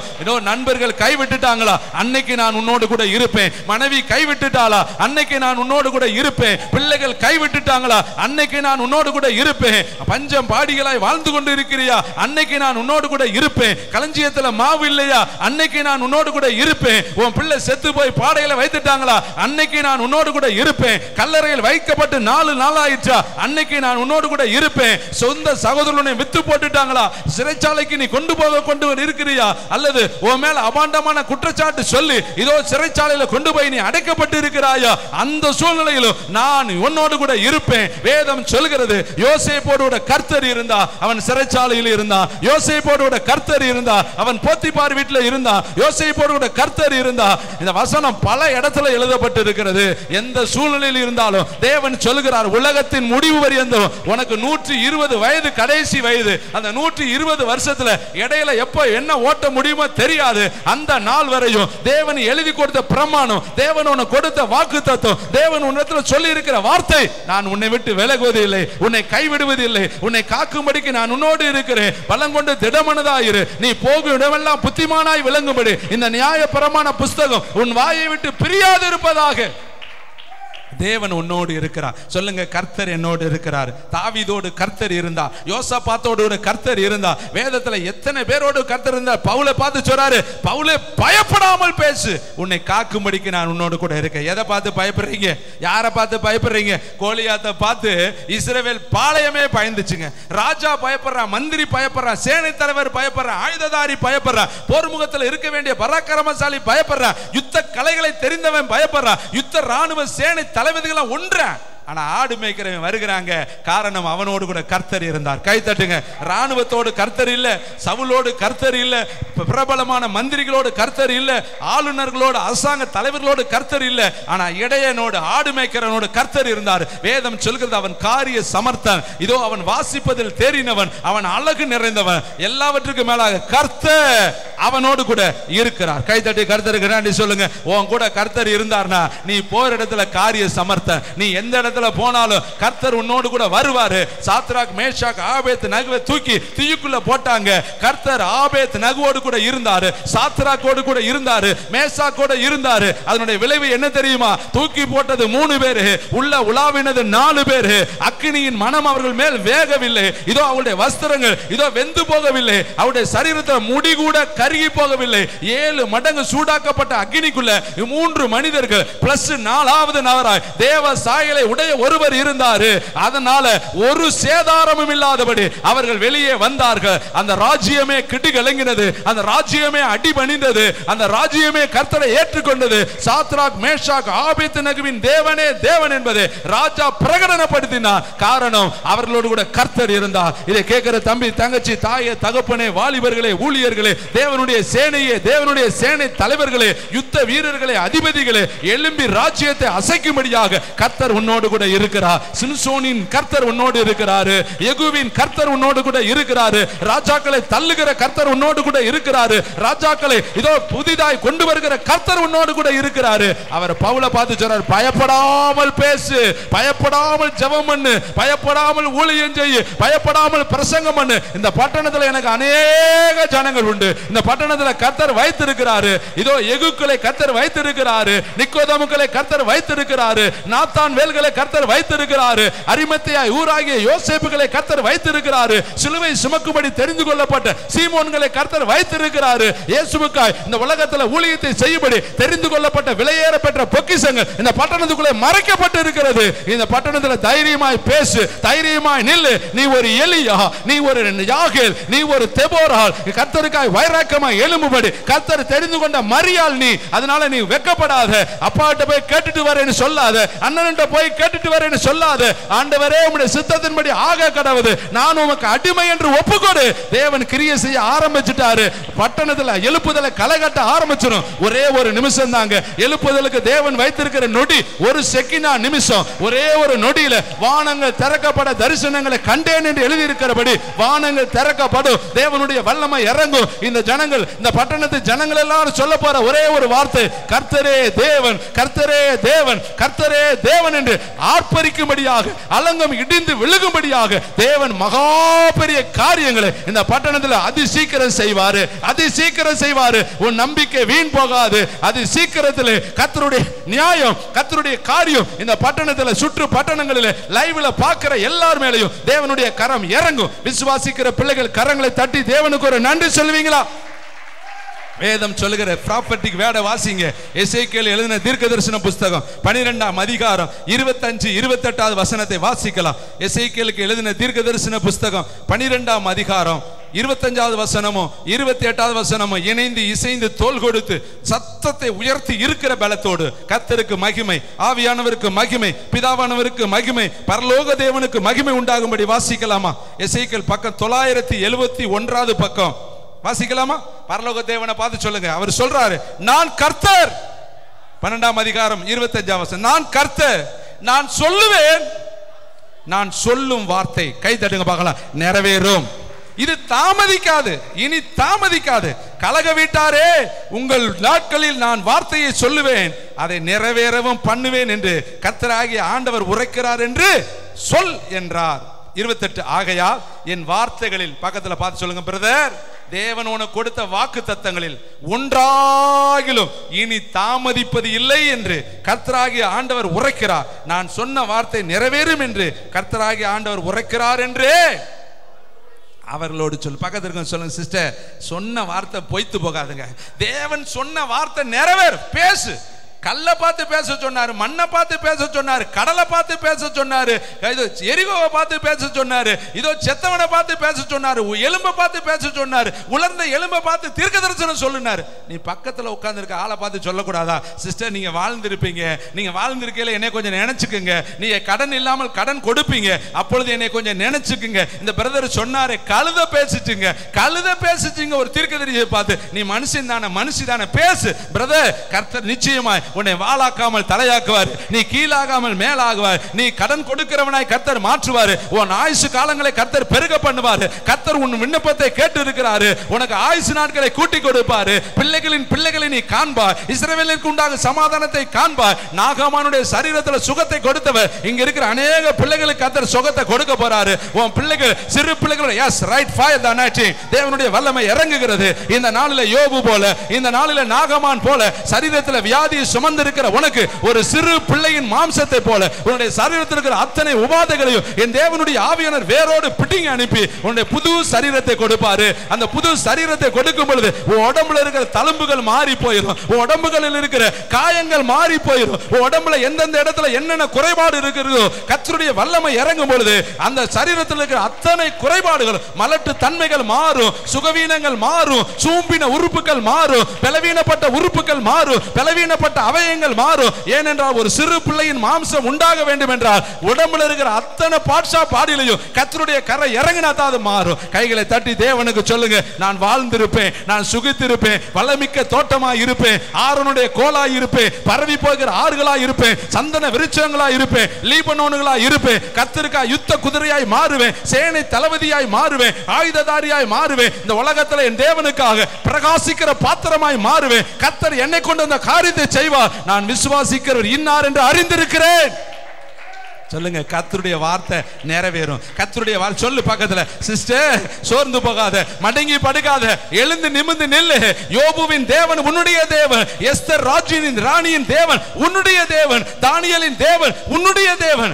ராஜா வந்து கேட்கிறான், இடைவிடாமல் ஜெபம் பண்ணின ஆராதித்த உன் தேவன் சிங்கங்களின் வாய்களுக்கு, சிங்கங்களின் தாக்குதலுக்கு உன்னை தப்புவிக்க வல்லவராய் இருந்தாரா? அவன் கேட்கிறாங்க, ராஜா கேட்கிறாங்க, இவன் உள்ள கிடக்கிறான். ராஜாவுக்கு தெரியுது தானியேலின் தேவன் வல்லமையுள்ளவர், சிங்கங்களின் கைகளுக்கு தப்புவிப்பார் என்பதை ராஜா அறிந்திருந்தான். ராஜா புறஜாதி ராஜாவுக்கு அந்த அறிவு இருக்குன்னா தேவனுடைய பிள்ளைகளாய உனக்கு அந்த அறிவு எப்படி இல்லாமல் போனது? சொல்லுங்க, என்னை கொன்று போட்டாலும் நான் அவர் மேல் இருப்பேன், நான் கொன்று போட்டாலும் அவர் மேல் நான் நம்பிக்கையா இருப்பேன், நிச்சயமாய் நான் வாழ்ந்திருப்பேன். வேதம் சொல்லுகிறது, வேதம் சொல்லுகிறது, வேதம் சொல்லுகிறது, எலும்பி இது வேதனை நீங்கி நீ சுகமாயிரு. கர்த்தர் சொல்ற வார்த்தை சுகமாயிரு, நீ வேதனை நீங்கிரு, சுகமாயிரு. அந்த நூற்றுக்கு அதிபதி சொல்லிவிட்டோனே கர்த்தர் சொன்னாரு, நான் வந்து அவனை சொஸ்தமாக்குவேன், நான் வந்து அவனை சொஸ்தமாக்குவேன். தேவனுடைய விருப்பம் பாத்தீங்களா? அவர் எப்படி பச்சாபாதம் இல்லாதவர். நீ வர வேண்டாம் மகனே, நான் வருகிறேன். அழைப்பு கொடுத்துட்டு இல்லையா? அழைப்பு கொடுத்துரு மகளே, அழைப்பு கொடுத்துரு. கர்த்தருக்கு ஒரு காலிங். எரேமியா 33:3 படி ஒரே ஒரு ட்ரெங்க் கால் அடி, ஒரே ஒரு கால் எமர்ஜென்சி கால் போடு. ஆண்டவரே ஆபத்து காலத்துல கூப்பிடுறேன், அப்ப அபயம் எடுக்கிறேன். இதோ தேவனை நோக்கி நான் எக்காலங்களை முழக்கிறேன் என்று ஒரே ஒரு எக்கால சத்தத்தை நீ சொல்லி பாரு. அடுத்த நிமிஷம் தேவ தூதனானவ, அக்கினிக்குள்ள இறங்கின தூதனானவ, கெபிக்குள்ள இறங்கின தூதனானவ, முச்செடி நடுவிலே தோன்றின தூதனானவ, இதோ செங்கடலுக்குள்ள இறங்கின தூதனானவ, எரிகோ கோட்டையை உடைத்த தூதனானவ, இதோ பயங்கரமான கோலியாத்துக்கு முன்பாக பின்னாடி நின்று அவனுடைய புடனில தட்டின கர்த்தருடைய தூதனானவ இன்றைக்கு நீ கூப்பிடும் பொழுது உன் பக்கத்தில் அவர் இறங்குவார். விசுவாசிக்கிற பிள்ளைகள் கைகளை தட்டி தேவனுக்கு ஒரு நன்றி சொல்லுங்க. எங்கள் தேவன் ஜீவிக்கிறவர், எங்கள் தேவன் உலாவுகிறவர், எங்கள் தேவன் உறவாடுகிறவர், எங்கள் தேவன் ஆபத்து காலத்தில் அனுகூலமானவர். அவர் என் கோட்டை, அரண், பலன், துர்கம், நான் நம்புகிற நம்பிக்கை கேடையும், எனக்கு எல்லாம் வல்ல பயங்கரமான பராக்கிரமசாலியா இருக்கிறார். அவர் என்னை விட்டு விலகுவதில்லை, என்னை கைவிடுவதில்லை, என்னை காக்கும்படிக்கு அவர் என்னோடு கூட இருக்கிறாரு. அவர் என்னை காக்கும்படிக்கு இருக்கிறாரு, என்னை கைவிட மாட்டாரு, என்னை சிங்கங்களின் கைகளுக்கு விட மாட்டாரு, இதோ அக்கினிக்குள்ள என்னை விட மாட்டாரு. காரணம் அவர் என்னை காக்கிற தேவன். இன்னொரு ப்ராபர்சி சொல்லவா? உன் கால்கள் கல்லில் இடராதபடிக்கு கைகளால தாங்குறாரா? கைத்தட்டி கர்த்தருக்கு நன்றி சொல்லுவோம். எவ்வளவு பயங்கரமான ஒரு தேவன் பாருங்க. வேதம் சொல்லுது, வாசிக்கலாம். எசேக்கியேல் தீர்க்கதரிசி புஸ்தகம் 14ஆம் அதிகாரம் 13ஆம் வசனம். வேகமா எடுத்து அதே பகுதியில் இருக்குது. எசேக்கியேல் 14:13. மனுபுத்திரனே, ஒரு தேசம் எனக்கு விரோதமாய் துரோகம் பண்ணி கொண்டு இருந்தது. பாவம் செய்தால் நான் அதற்கு விரோதமாய் என் கையை நீட்டி அதில் அப்பம் என்னும் ஆதரவு கோலை முறித்து அதில் பஞ்சத்தை அனுப்பி மனுஷரையும் மிருகங்களையும் அதில் இராதபடிக்கு நாசம் பண்ணுவேன். அப்பொழுது நோவா, தானியேல், யோபு ஆகிய 3 புருஷர் அதன் நடுவில் இருந்தாலும் அவர்கள் தங்கள் நீதியினால் தங்கள் ஆத்துமாக்களை மாத்திர தப்புவிப்பார்கள் என்று கர்த்தராகிய ஆண்டவர் சொல்லுகிறார். நல்ல கவனிக்கணும் இந்த வசனத்துல. தேசம் எனக்கு விரோதமாய் பாவம் செய்து விரோதமாய் துரோகம் பண்ணி கொண்டே இருந்து பாவம் செய்தால் நான் அதற்கு விரோதமாய் என் கையை நீட்டி அதில் அப்பம் என்கிற ஆதரவு கோலை முறித்து அதில் பஞ்சத்தை அனுப்பி மனுஷரையும் மிருகங்களையும் அதில் இராதபடிக்கு நாசம் பண்ணுவேன். ஒருவேளை அதற்கு நடுவில் நோவா இருந்தாலும் சரி, தானியேல் இருந்தாலும் சரி, யோபு இருந்தாலும் சரி, நான் அவர்களுடைய நீதிக்கு தக்க மாதிரி தான் செய்வேன். அதுக்காக தேசத்துக்கு நான் என்ன செஞ்சிட மாட்டேன். ஏன்னா அவங்க அக்கிரமம் பண்ணிட்டு இருக்காங்க இல்லையா? அவ நல்லா கவனிக்கணும். கர்த்தர் நம்முடைய ஜெபத்தை கேட்டு நம்மளை ஆசீர்வதித்துக் கொண்டு இருக்கிறார். தேசம் திரும்பணுங்க. பாருங்க, ஒரு யோனா போய் நினிவேவுக்கு பிரசங்கம் பண்ணார். என்ன சொன்னாரு? 40 நாள் இருக்கு அழிய போதுன்னு சொன்ன உடனே அந்த பட்டணத்தார்கள் அத்தனை பேரும் மனம் திரும்பினார்கள். கை தட்டுங்க பார்க்கலாம். உடனே கர்த்தர் தாம் செய்ய நினைத்து தீங்கு செய்யாதபடி மனம் மாறிட்டார். கை தட்டுங்க. சொல்லுவேன், ஆனா மரம் மாற மாட்டேங்கிறாரு. ஆனா அந்த ஒரு இடத்துல மாறிட்டார். காரணம், நினிவே ஜனங்கள் எல்லாரும் ரெட்டு கொடுத்தினார். ஆடு மாடு அத்தனையும் ரெட்டு கொடுத்துச்சுங்க. அத்தனையும் உபவாசம் போட்டாங்க. ராஜா சொல்றான், எல்லாரையும் கட்டி போட்டு எல்லாரும் கர்த்தருக்கு நேரம் திரும்புவோம். யாருக்கு தெரியும், ஒருவேளை கர்த்தர் மனம் இறங்கினாலும் மனம் இறங்கிடுவாரு. யாருக்கு தெரியும், கர்த்தர் ஒருவேளை மகா பெரிய காரியத்தை செய்வார்னு சொல்லி எல்லாரும் ரெட்டு கொடுத்துனாங்க இல்லையா, கர்த்தர் இறங்க ஆரம்பிச்சிட்டார். கைத்தட்டி கர்த்தருக்கு நன்றி சொல்லுவோம். கர்த்தர் நல்லவர். இங்க வேதம் சொல்லுது, பாவம் செய்தால் அப்பம் போயிடும், ஆதரவு கோலை கர்த்தர் முறித்து போட்டுருவாரு. இன்னைக்கு வீட்டுல ஏன் அப்பம் இல்லை தெரியுமா? ஏன் நம்முடைய வீட்டில் பஞ்சம் தரித்திரம்?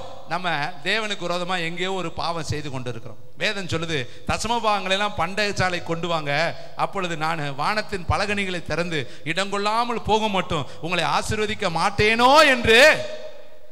மீதி நீங்க சொல்லுங்க, என்னை சோதித்து பாருங்க. நம்ம தசம பாகம்னு சொன்னோன்னே நம்ம நினைச்சுக்கிறது ஒரே ஒரு பணத்தை கேட்கிறாங்க. இல்லை, இந்த உன் நேரத்தில் தசம பாக எங்க? பண்டக சாலை கொண்டுட்டு வா. உன் நேரத்தை பண்டக சாலையில கொண்டுட்டு வா.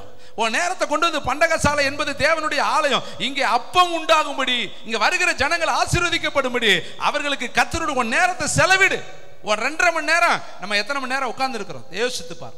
நம்ம இதுல துரோகம் பண்றாங்க. நம்ம காணிக்கையில மட்டும் இல்ல, உங்க நேரத்திலையும் தேவன் உங்களுக்கு கொடுத்த 24 மணி நேரத்தை நீங்க கிட்டத்தட்ட உங்களுக்கே நீங்க செலவழிக்கிறீங்க. வரும்பொழுது 1.5 மணி நேரம் கூட இல்லைங்க, அல்லது 2 மணி நேரம் கூட நம்ம தேவனுக்கு செலவு செய்யல. கர்த்தர் சொல்றாரு, நீங்க தசம பாகத்திலும் காணிக்கையிலும் என்னை வஞ்சிக்கலாமா? நேரத்தை எல்லாம் உங்களுக்கே வச்சுக்கிறீங்களே, உங்க பிள்ளைகளுக்கே வச்சுக்கிறீங்களே, உங்களுக்கே சொந்தமா வச்சுக்கிறீங்களே, ஏன் நேரத்தை நீங்க எடுத்துக்கொள்கிறீங்களே, நான் எப்படி உங்களை ஆசீர்வதிக்க முடியும்? ஒரு தேசம் பாவம் செய்தா அங்க ஆதரவு கோல கர்த்தர் புடுங்கிடுவார். இன்னைக்கு ஏன் வீட்டுல ஆதரவு இல்லை தெரியுமா? நம்ம தேவனுக்கு கொடுக்க வேண்டிய நேரத்தை கொடுக்கல. மார்த்தாள் வீட்டுக்கு வர்றாரு, மரியாள் வீட்டுக்கு வர்றாரு. 2 பேர்ல ஒருத்தி ஏற்றுக்கொண்டா, ஒருத்தி ஊர் சுத்து போயிட்டா. ஏற்றுக்கொண்டுட்டு உட்கார வச்சுட்டு அவர் வாட்டில் போயிட்டு அவ வேலையை பார்க்குறான். ஆட்டை பார்க்குறா, மாட்டை பார்க்குறா, கோழியை பார்க்குறா, வீட்டை பார்க்குறா, சுற்றி பார்க்குறா, தண்ணி பிடிக்கிறா, அங்கே போய் பூச்செடி பார்க்குறா, எல்லாம் உள்ள ஒருத்தர் உட்கார்ந்து இருக்கிறாரு. அவரை இவர் நினைக்கவே இல்லை. இதுல வேற கேள்வி வேற கேட்குறா, உங்க கொஞ்சம் கூட கவலை இல்லையா? இவ வந்து உங்க பாதத்திலே உட்காந்துருக்காளே, கொஞ்சம் அனுப்பி விட்டு என் வேலை வெட்டியெல்லாம் சீக்கிரம் முடிக்க கூடாதா?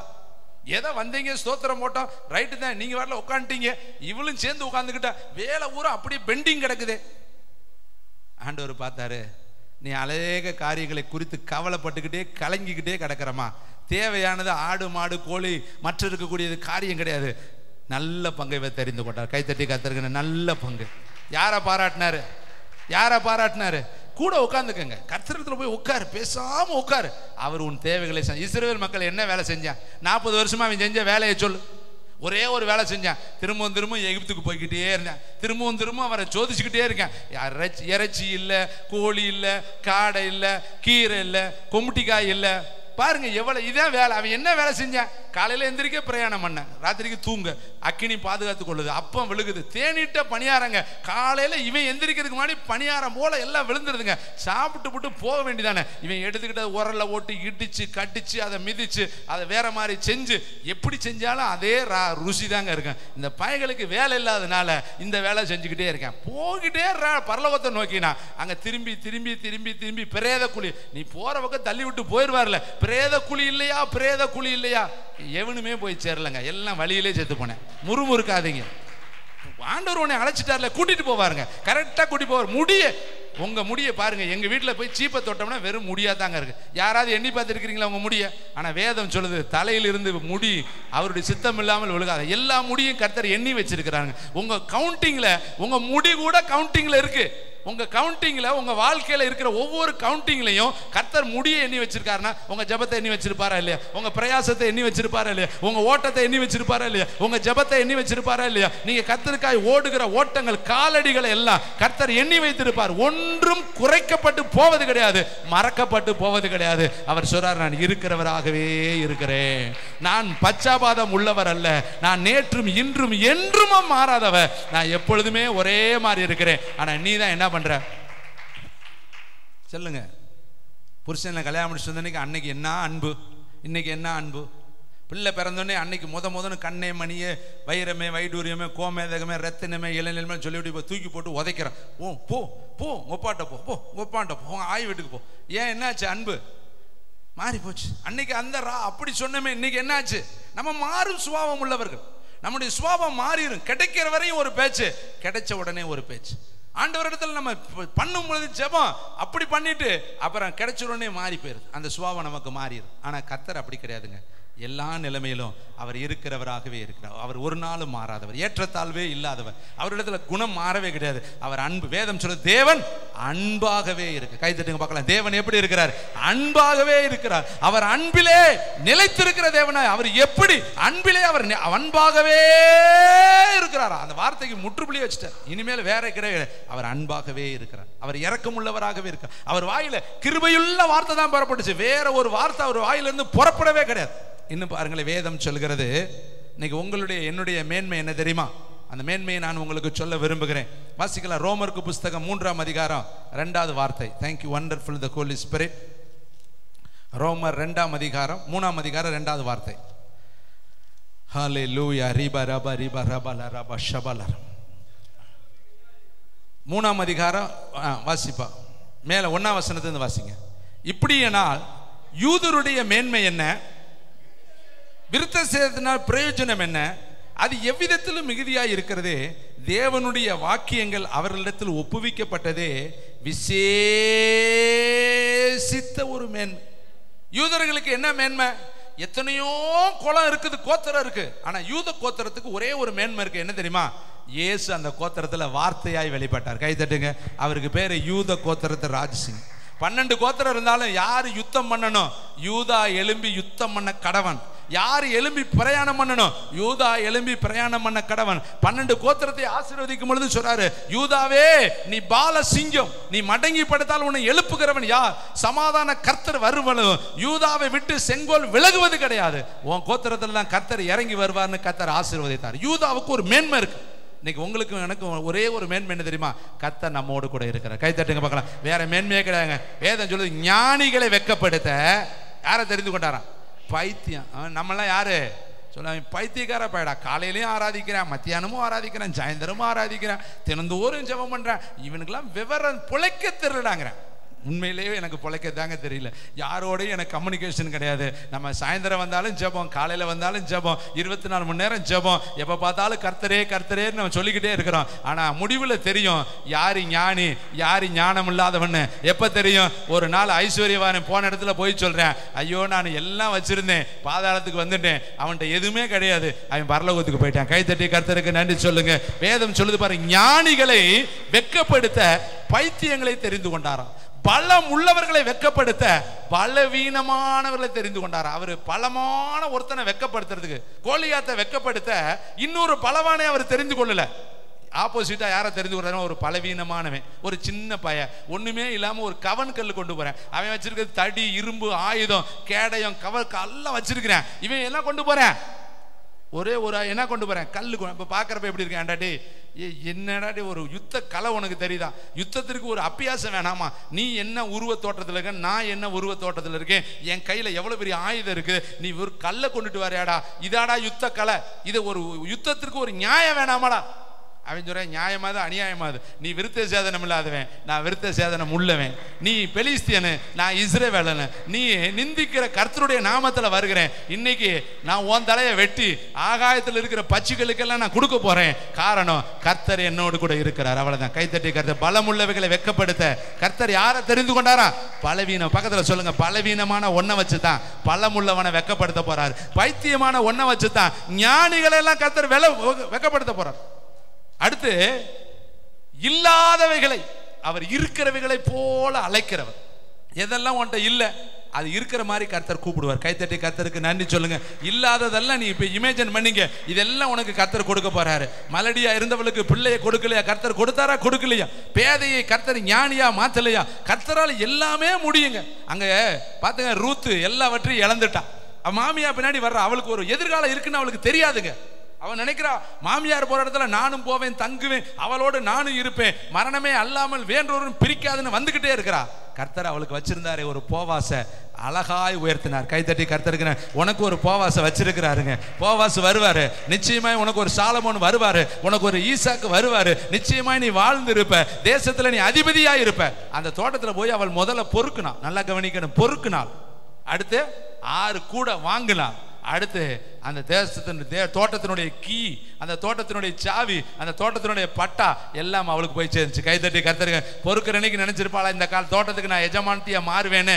தெரியாதுங்க, நமக்கு தெரியாது. ஆனா கர்த்தர் கரெக்டா கூட்டிட்டு போனார். தற்செயலாய் அவளுக்கு நேரிட்டு அந்த வயல் போவாசுடைய வயலாம். கைதட்டுங்க. தற்செயலாய் நம்ம நினைக்கிற தற்செயலா வந்துட்டோம் பிரதர். தற்செயலா அங்கெல்லாம் விட்டுட்டு இங்க வந்து இப்படி போட்டு இழுத்துக்கிட்டே இருக்கிறீங்களே பிரதர், இது தற்செயலா வரல. தாவீது சொல்றாரு, நான் இங்கு வந்ததற்கு ஒரு முகாந்தரம் இல்லையோ? ஒரு முகாந்தரம் இல்லாம வந்திருக்கிறேனா? நானா வல்லப்பா, எங்க அப்பா தான் என்னை அனுப்புனார். எங்கெல்லாம் அப்பா அனுப்புறாரோ அங்கெல்லாம் ஜெயம் இருக்கும். யோசேப்ப அவங்க அப்பா தான் அனுப்புனார். போயிட்டு வாடா, போய் அன்னைங்களை விசாரிச்சுட்டு வாடா. ஆனா அன்னைங்க கொன்னுடுவாங்கன்னு இவனுக்கு தெரியாது. ஆனா அப்பா கையில அனுமதி பெற்றுட்டு போனா அதோட அவன் போயிட்டான் எகிப்திற்கு. ஆனா பின் நாட்கள்ல செய்தி வருகிறது, இதோ யோசேப்பு இதோ அழகாய் எகிப்து தேசத்துல பார்வோனுக்கு மன்னனா இருக்கிறான், இதோ அந்த ஆளுநரா இருக்கிறான், தேசத்துல உயர்த்தப்பட்டு இருக்கிறான். அனுப்பி வச்சது யாரு? அப்பா தான் அனுப்புனாரு. போய் அண்ணனை பார்த்துட்டு வா, இந்த பொருளை கொடுத்துட்டு வா, அடையாளம் வாங்கிட்டு வானாரு. அனுப்பி வச்ச அப்பா வார்த்தைக்கு கீழ்ப்படிஞ்சு போனா அவன் உயர்த்தப்பட்டான். அன்னைக்கு ஆபிரகாம் அப்பா ஈசாக்கு அப்பா வார்த்தைக்கு கீழ்ப்படிஞ்சு ஏறி பலிபீடத்துல படுத்தான். அப்பாவுடைய கைக்கு தப்பிச்சு போயிருந்தா ஓடி இருக்கலாம். என்னையவா கொல்ல பாக்குற, என்னையவா நீ வெட்ட பாக்குற, உன் வயசு என்ன என் வயசு என்ன, நான் ஏன் ஏறி படுப்பேன், உன்கிட்ட கர்த்தர் பேசுனா உன்னையோட நீ வச்சுக்க, என்னைய பலி செலுத்த முடியாதுன்னு ஓடி இருந்தானா பஞ்ச காலத்துல அவன் விதைச்ச விதை 100 மடங்கு பலன் கொடுத்திருக்காது. அப்பா சொல்லிட்டாரு இல்லையா, ஏறி படுறா, நீ தான் பலிபீடத்துல இருக்கணும், உன்னைத்தான் நான் வெட்ட போறேன், கர்த்தர் உன்னைத்தான் எனக்கு கேட்டிருக்கிறாரு என்று சொன்ன உடனே அந்த வயது முதிர்ந்து அவரால் தூக்கி இவனை படுக்க வைக்க முடியாது. இவன் சொல்லியிருப்பேன், அமைதியாரு, நானே ஏறி அழகா படுக்கிறேன், கண்ணை மூடிக்கிறேன், கையை ஓங்கு, என்னை போட்டு தள்ளு, நான் பரலோகத்துக்கு போறேன், கர்த்தருடைய சித்தம் என் வாழ்க்கையில் நடக்கட்டுன்னு அமைதியா அவன் ஏறி படுத்தான் இல்லையா. கர்த்தர் அவனை பார்த்தாரு, அவனை கர்த்தர் ஆசீர்வதித்தாரு. அவன் 100 மடங்கு அவனுக்கு ரெகோபோத்தை கொடுத்தாரு. அவன் எங்கெங்க துறவு தோண்டினானோ எல்லா துறவுகளையும் கர்த்தர் நீரூற்றாய் மாற்றினாரு. காரணம் தகப்பனுக்கு அவன் கீழ்ப்படிந்தான். தாவீது அப்பாவுக்கு எப்படி கீழ்ப்படிஞ்சான் தெரியுமா? டே வாடா, ராணுவத்துல போய் அன்னைங்களை பார்த்துட்டு வாடான்னு சொன்ன உடனே அன்னைங்களை பார்க்க ஓடுறேன். என்ன கோலத்துல ஓடுறேன்? எடையும் கோலத்துல ஓடுறேன். அவன் பரத கோலத்துல போயிருப்பேன். அவனுக்கு ராணுவ ட்ரெஸ் கிடையாது, அவனுக்கு ஒரு அபியாசம் கிடையாது, அவன் கையில ஒரு கவன்கல் தான் இருக்குது. ஏன்னா எங்க போனாலும் அதை தூக்கிட்டு போய் பழக்கப்பட்டவன், அதை தூக்கிட்டு ஓடுறேன். அப்பா தானே அனுப்புறாரு, அப்பா பேச்ச கீழ்ப்பேன். பாருங்க, தாயின் தகப்பனை கனம் பண்ணு, உன் ஆயுசு நாட்கள் பெருகும். உன் தாயின் தகப்பனுடைய வார்த்தையை தட்டாத. உன் தாயின் தகப்பனுடைய அனுப்புனாங்கன்னா போ, எது எந்த இடமா இருந்தாலும் போ.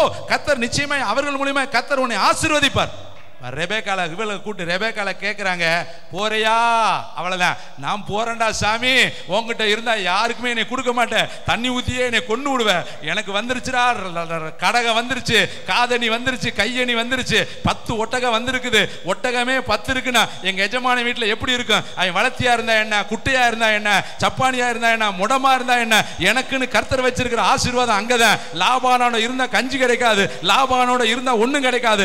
எடுத்து மூட்டையை கட்டி ஓட்டமா ஓடுறா. கை தட்டுக்க பார்க்கலாம். நீ புறப்பட வேண்டிய காலம் வரும்பொழுது அப்பாவை சொல்லாத, அம்மாவை சொல்லாத, அண்ணனை சொல்லாத, தம்பியை சொல்லாத, தேவன் உன்னை அனுப்புனார்னா அந்த இடத்தை நோக்கி புறப்படு. அங்கே உனக்கு ஒரு ஆசீர்வாதமான எதிர்காலத்தை கர்த்தர் வைத்திருப்பாரு.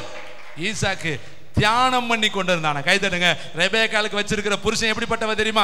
தியானம் பண்ணுகிற புருஷன். அவனை இவ பார்க்கல, ஆனா கர்த்தர் பார்த்தாருங்க. தேவன் இணைக்கிற இணைப்பு எப்பயுமே சரியா இருக்கும். கைதட்டி கர்த்தருக்கு. அதனால சந்தேகப்படாத. உனக்குன்னு ஒரு ஈசாக்கு உண்டு, உனக்குன்னு ஒரு சாலமோன் உண்டு, உனக்குன்னு ஒரு எதிர்காலமான ஒரு ஒரு எகுவை கர்த்தர் வைத்திருப்பாரு, உனக்குன்னு ஒரு எப்தாவை கர்த்தர் வைத்திருப்பாரு. உன்னுடைய ஆசீர்வாதமான எதிர்காலம் மகிமையாய் மாறும். ஆனா நீ உட்கார்ந்து ஜெபம் பண்ணணும், ஜெபம் பண்ணணும், ஜெபம் பண்ணணும். தண்ணியை சுமக்கணும். தண்ணி வேலையை நீ கர்த்தருக்காய் தாகத்தோடு எதையாவது ஒண்ணு செய்யி. உன் காலம் வரும் பொழுது கர்த்தர் உன்னை புறப்பட பண்ணுவார். கை தட்டிக்க. ஒவ்வொன்றுக்கு ஒரு காலம் இருக்கிறது. இங்க வேதம் சொல்லுது பாருங்க, அழகாய் சொல்றாரு. என்னையா மேன்மை? இஸ்ரவேலருக்கு ஒரே ஒரு மேன்மை தான், கர்த்தருடைய வார்த்தை தான் மேன்மை. உனக்கு என்ன மேன்மை? கர்த்தர் என் கூட இருக்கிறார். இயேசு ஆதியிலே வார்த்தை இருந்தது, அந்த வார்த்தை தேவனிடத்தில் இருந்தது, அந்த வார்த்தையே தேவனா இருந்துச்சு. அந்த வார்த்தை எனக்குள்ள இருக்கிறது, அந்த வார்த்தை என் கையில இருக்குது, அந்த வார்த்தை என் குடும்பத்தில் இருக்குது, அந்த வார்த்தை என் வாகனத்தில் இருக்குது, அந்த வார்த்தை என் வாயில இருக்குது, அந்த வார்த்தை என் இருதயத்துக்குள்ள உணர்வுகளில், உள்ளுறுப்புகளில், ஆவி ஆத்மாவில் பதிந்து இருக்கிறது, அடிமனதில் அது இருக்குது. அதுதான் என்னுடைய மேன்மை. ஹல்லேலூயா. கை தட்டுங்க. என்கிட்ட படிப்பு இல்லை, பட்டம் இல்லை, காசு இல்லை, பணம் பணம் இல்லை, வெள்ளி இல்லை, பொண்ணு இல்லை, வைரம் இல்லை, வைடூரியம் இல்லை. பேதுரு யோவான்னு சொன்ன ஒன்னும் கூட கிடையாது. ஆலயத்துக்கு வெறுங்கையா போகாதுன்னு எழுதி இருக்குது. ஆனா இந்த பையன் வெறுங்கையா போறேன். காரணம் என்கிட்ட ஒண்ணு இல்லை, ஆனா என்கிட்ட ஒன்னே ஒண்ணு இருக்குது. உலகம் கொடுக்காத ஒண்ணு இருக்குது. அதுதான் நஸ்ரேனாகிய இயேசு. நஸ்ரேனாகிய இயேசு, நஸ்ரேனாகிய இயேசு எனக்குள்ள இருக்கிறாரு. வெள்ளியை விட பெருசு, பொண்ணை விட பெருசு, ஞானியை விட பெருசு, பலமுள்ளவனை விட பெருசு, உலகத்தில் இருக்கிற பிரபுக்களை விட அவர் பெருசு. அவர் எல்லாவற்றையும் நிரப்புகிறவர், எல்லாவற்றாலும் நிரப்புகிறவர். அவர் போதும். இந்த உலகத்துல இயேசு உனக்குள்ள இருந்தாருன்னா அது போதும். அவன் சொல்றான், இந்த பட்டயம் ஒண்ணுதான் இருக்குது, கோலியாத்தோட பட்டயம். இது போதும், இதுக்கு நிகரே கிடையாது. கை தட்டுங்க பார்க்கலாம். இது போதும், இயேசு போதும், அதுக்கு நிகரே கிடையாது. வசனம் போதும், அதுக்கு நிகரே கிடையாது. அபிஷேகம் போதும், அதுக்கு நிகரே கிடையாது. ஆவியானவருடைய நிரப்பி இருந்தார்னா இந்த உலகத்துல இருக்கிற ஹையஸ்ட் ஆசீர்வாதம் அதுதாங்க. பரிசுத்த ஆவியானவரை பெற்றிருக்கிற நீதான் இந்த உலகத்திலே ஆசீர்வதிக்கப்பட்டவன். ஆவியானவர் யார் மேல இருக்கிறார்களோ அவர்கள் ஆசீர்வதிக்கப்பட்டவர்கள். வேதம் சொல்லுது, ஸ்திரீகளுக்குள்ளே நீ ஆசீர்வதிக்கப்பட்டவள். கை தட்டுங்க பார்க்கலாம். பக்கத்துல சொல்லுங்க, புருஷர்களுக்குள்ளே எப்பாப்ராத்தா என்று சொல்லப்பட்ட பெத்லகேமே, இங்கிருந்து தான் உலகத்தை அசைக்கக்கூடிய உன்னதமான தேவன் புறப்பட போறார். சின்ன பட்டணங்க பெத்லகேம், சின்ன பட்டணம். உலகத்தின் நடுமையத்தில் இருக்கிற ஒரு சின்ன பட்டணத்தில் இருந்து உலகத்தை ஆளக்கூடிய பிரபு இந்த ஊர்ல தான் தோன்ற போறாரு. இதோ எப்பாப்ராத்தா என்னப்பட்ட பெத்லகேமே, கர்த்தரால் ஆசீர்வதிக்கப்பட்ட பட்டணமே, நீ சொல்லு, இஸ்ரவேலுக்குள்ளே கர்த்தர் என்னை ஆசீர்வாதமாய் வைத்திருக்கிறார். என்னை ஒரு தெபோரால் வைத்திருக்கிறார், ஒரு யாகேலாய் வைத்திருக்கிறார், ஒரு எஸ்தராய் வைத்திருக்கிறார், ஒரு மீரியாமாய் வைத்திருக்கிறார். தம்புருவை எடுத்து ஆடி பாடி துதித்து அந்த அழகாய் வேதம் சொல்லுகிறது, அவ அந்த செங்கடலை தாண்டினோன்னு அடிச்சாவார சத்தம், அடிச்சு நொறுக்கிற பட்டயத்தை எடுத்து தம்புருவை எடுத்து அடிக்கிறார். காரணம், கர்த்தர் வெற்றி சிறந்தார். கர்த்தர் வெற்றி சிறந்தார். எப்படி சொன்னா தெரியுமா? மகிமையாய் மகிமையாய் மகிமையாய் மகிமையாய் கர்த்தர் வெற்றி சிறந்தார் என்று சொல்லி அவர் தாங்க முதன்னு தம்புருவை எடுத்து பாடி ஆடி துதித்தார். நீ ஏன் துதிக்க கூடாது? பவுல அடிச்சு உரிச்சு தொங்க விட்டுருக்காங்க, கை காலெல்லாம் தொழுமரத்தில் மாட்டிட்டாங்க, எல்லாம் முடிஞ்சு போச்சு. ஆனா உள்ள மட்டும் தொழுமரத்தில் மாட்ட முடியல, உள்ளத்தை யாராலையும் தொட முடியல. அவர் நடுராத்திரியில ஜெபம் பண்ணி துதித்து பாடினார்கள். அதை எல்லாரும் கேட்டுக்கொண்டு இருந்தார்கள். அப்பொழுது பரலோகம் பார்த்தது, பரலோக தூதர்கள் இறங்க ஆரம்பித்தார்கள். தேவனுடைய மகிமை சிறைச்சாலையை நிரப்ப ஆரம்பித்தது. சிறைச்சாலையின் அஸ்திபாரங்கள் எல்லாம் அசைய ஆரம்பித்தது. அங்க இருக்கிற எல்லாருடைய கட்டுகளும் கலட ஆரம்பித்தது. எல்லாரும் சொன்ன ஒரே ஒரு வார்த்தை என்ன தெரியுமா? ஆண்டவன் மாறே. முதல்ல சிறை கைதியா போன, இப்ப சொல்றாங்க ஆண்டவன் மாறு, ரட்சிக்கப்படுவதற்கு நாங்கள் என்னடா செய்யணும்? அவன் சொல்ற, கர்த்தராகிய இயேசு கிறிஸ்துவை தொழுதுகொள், விசுவாசி, அப்பொழுது நீயும் உன் வீட்டாரும் ரட்சிக்கப்படுவீர்கள். அவன் சொல்றான், ஞானஸ்தானம் இப்பயே நாங்க எடுத்துக்கிறோம் ஐயா, நாங்களும் பரலோக பிரஜைகளாய் மாறணும்னு சொல்லி அது சிறைச்சாலை, அது ஒரு பெரிய சர்ச் போல மாறிடுச்சுங்க, ஆராதனை கூடமா மாறிடுச்சுங்க, ஞானஸ்தான கூடமா மாறிடுச்சுங்க, ரிவைவல் பிளேஸா மாறிடுச்சு. காரணம், அவர்கள் துதித்தார்கள். கைதட்டி கர்த்தரை மகிமைப்படுத்து. துக்கத்தை சந்தோஷமாய் மாற்ற துதி, வேதனையை சந்தோஷமாய் மாற்றுகிற துதி. வேதம் சொல்கிறது, நகோமீனுக்கு மாறாள்னு, நகோமீனு சொல்லாதீங்க, என்னை மாறாள்னு சொல்லுங்க. மாறாள்னு என்ன தெரியுமா? துக்கம், வேதனை, இழப்பு, தனிமைன்னு அர்த்தம். அவ சொல்றா, நாங்க அப்படிலாம் கூப்பிட மாட்டோம், நகோமின்னு தான் உன்னை கூப்பிடுவோம், உனக்கு எல்லாம் கர்த்தர் நல்லதுதான் செஞ்சிருக்காரு. பக்கத்துல பார்த்து சொல்லுங்க, இதுவரை உதவினவ இனியும் எனக்கு உதவி செய்வா. இதுவரை அவருக்கு எனக்கு உதவி செய்தவர், அவருக்கு பெயர் எபனேசர். சொல்லுங்க, எபனேசர். எபனேசர்னா இதுவரை எனக்கு அவர் உதவி செய்தவர். வேதம் சொல்லுது, இஸ்ரவேலருடைய மிருக ஜீவன்களுக்கும் எகிப்தியருடைய மிருக ஜீவன்களுக்கும் ஒரு பெரிய டோட்டல் வித்தியாசம். சொல்லுங்க, என் வீட்டுக்கும் பக்கத்து வீட்டுக்கும் ஒரு வித்தியாசம் இருக்குது. என் பிள்ளைக்கு பக்கத்து வீட்டில் இருக்கிற பிள்ளைக்கு ஒரு வித்தியாசம் இருக்கு. என் சம்பளத்திற்கு பக்கத்து இருக்கவங்க சம்பளத்துக்கு ஒரு வித்தியாசம் இருக்கு. உன்ட்ட எவ்வளவுப்பா இருக்குது? 2 மீன் தான் இருக்கு, அதை கொண்டு வாப்பா போதும்பா. உன்ட்ட என்னப்பா இருக்கு? 5 அப்பம் தான், அதை கொண்டு வாப்பா போதும். 5000 பேத்துக்கு இது எப்படி? அது போதும், அதை பத்தி நீ கவலைப்படாத. வனாந்தரம்னு சொல்லாத, இது நேரமாச்சுன்னு சொல்லாத, முறுமுறுக்காத, இருக்கிறத கொண்டுட்டு வா, வையே. அவர் எடுத்தாரு, பார்த்தாரு, ஆசீர்வதித்தாரு, பிட்டாரு, கொடுத்தாரு, மீதி துணிக்கு எடுத்தாரு, கொடுத்து அனுப்பினாரு, சந்தோஷமாய் போனார்கள். இன்னைக்கு கர்த்தர் உனக்கு சொல்றாரு, நீ இந்த இடத்தை விட்டு போகும் பொழுது கம்பீரமா புறப்படுவ. காண்டாமிருகத்துக்கு ஒத்த பலத்தை நீ என்ன நினைக்கிற தெரியுமா? எப்படிதான் கட்டு மாட்டேன். எப்படி இது நடக்கும்? எப்படி நடக்கும்? புருஷன் அறியேனே, வீட்டுக்காரன் முதிர்ச்சி அடைஞ்சிட்டானே, இவன் முதிர்ச்சி அடைஞ்சிட்டாலே, ஸ்திரீகளுக்குள்ளே வழிபாடு நின்று போச்சு. ஐயோ கொஞ்சம் மீன் தானே இருக்குது, ஐயோ 2 அப்பம் தானே இருக்குது, 2 விறகு தானே இருக்குது.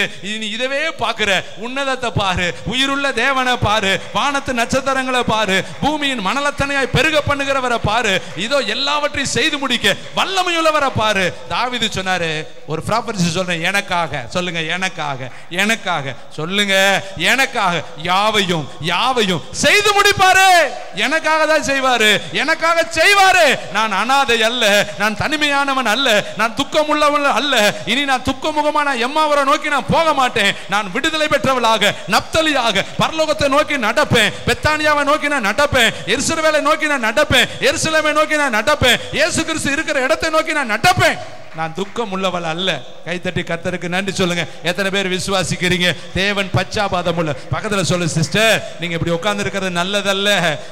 ஏலி சொன்ன, டேய் தம்பிகளா, நான் கேள்விப்படுறது நல்லதில்லடா. இன்னும் 2-3 வசனங்களை சொல்லி முடிக்கிறேன். யோவான் எழுதின சுவிசேஷம் 12ஆம் அதிகாரம் 26வது வசனத்தை எல்லாரும் எடுத்துக்கொள்வோமா? தயவு செய்து இனி நான் சொல்ற வசனத்தை உன்னிப்பா நீங்க பார்க்கணும், கவனிக்கணும், அதை குறித்து வைக்கணும், அதை நீங்க மெடிடேஷன் பண்ணணும். அது மூலமா கர்த்தர் உங்களுக்கு பெரிய ஒரு வேலை கொடுப்பாரு. 12ஆம் அதிகாரம் 26, யோவான் 12:26. ஒருவன் எனக்கு, யாரானாலும் சரி, யூதனானாலும் சரி, சமாரியானாலும் சரி, அவன் எப்படிப்பட்ட மனுஷனானாலும் சரி, அவன் இதோ எந்த இடத்துல பிறந்திருந்தவன், ஆனா கர்த்தருக்குன்னு அவன் ஊழியத்துக்கு செய்ய வந்தானா, ஒருவன் எனக்கு ஊழியம் செய்கிறவனானா என்னை பின்பற்ற கடவன். நான் எங்கே இருக்கிறேனோ அங்கே என் ஊழியக்காரனும் இருப்பான். ஒருவன் எனக்கு ஊழியம் செய்தால் கைதட்டுங்க, அவனை பிதாவாகிய தேவன் வேணும் அந்த கணம் உங்களுக்கு கனம் பண்ணுவார். பிதாவாகிய தேவன் கனம் பண்ணுவார். அது எப்படிப்பட்ட கணம் தெரியுமா? மொர்தெகாய்க்கு ஒரு கணம் கிடைச்சிச்சு. ஆமான கூப்பிட்டு கேட்கிறார், ராஜா கனம் பண்ணுகிற மனுஷனுக்கு என்ன செய்யப்படணும்? அவன் மனசுக்குள்ள நினைச்சுக்கிறேன், நம்மளை தான் கனம் பண்ணுவாரான்ட்டு. ராஜா ஏறுகிற குதிரை, ராஜா போடுகிற சால்வை, ராஜா தம்புரு எல்லாம் சொல்றேன். அப்ப அவர் சொல்றாரு, இதுல ஒன்னும் குறைக்க கூடாது. அங்க போ, அங்க யூதன் ஒருத்தன் உட்காந்துருப்பான் மொர்தெகாய், அவனை இப்படியெல்லாம் நீ செய், அவனை அலங்கரி, அவனை குதிரையில ஏற்று, அவனுக்கு ராஜ வஸ்திரத்தை போட்டு கூட்டிட்டு வா, அவன் முன்னாடி தம்புரு வாச்சு, அவனுக்கு வந்தனங்கள்லாம் சொல்லி ஊரை வளம் வந்து கூட்டிட்டு வா. இது ராஜா கொடுத்த ஒரு கணம். ஆனா ஊழியம் செய்கிறவனுக்கு வேதம் சொல்லுது, ஒருவன் எனக்கு ஊழியம் செய்கிறவனானா என்னை பின்பற்ற கடவன். இயேசு எப்படி இருந்தாரு? எங்கெல்லாம் அவர் போனார்? நம்ம பின்பற்றி போகணும். கலிலேயா கடலுக்கு போனாரு, வனாந்தரத்துக்கு போனாரு, இரவெல்லாம் ஜெபம் பண்ண போனாரு, நூற்றுக்கு அதிபதி வீட்டுக்கு போனாரு, அடுத்து கானானிய ஸ்திரீ வீட்டுக்கு போனாரு, சீமோன் வீட்டுக்கு போனாரு. இப்படியே பார்த்துக்கிட்டே வாங்க, அவர் போன இடம் ஒரு இடமா பாங்க.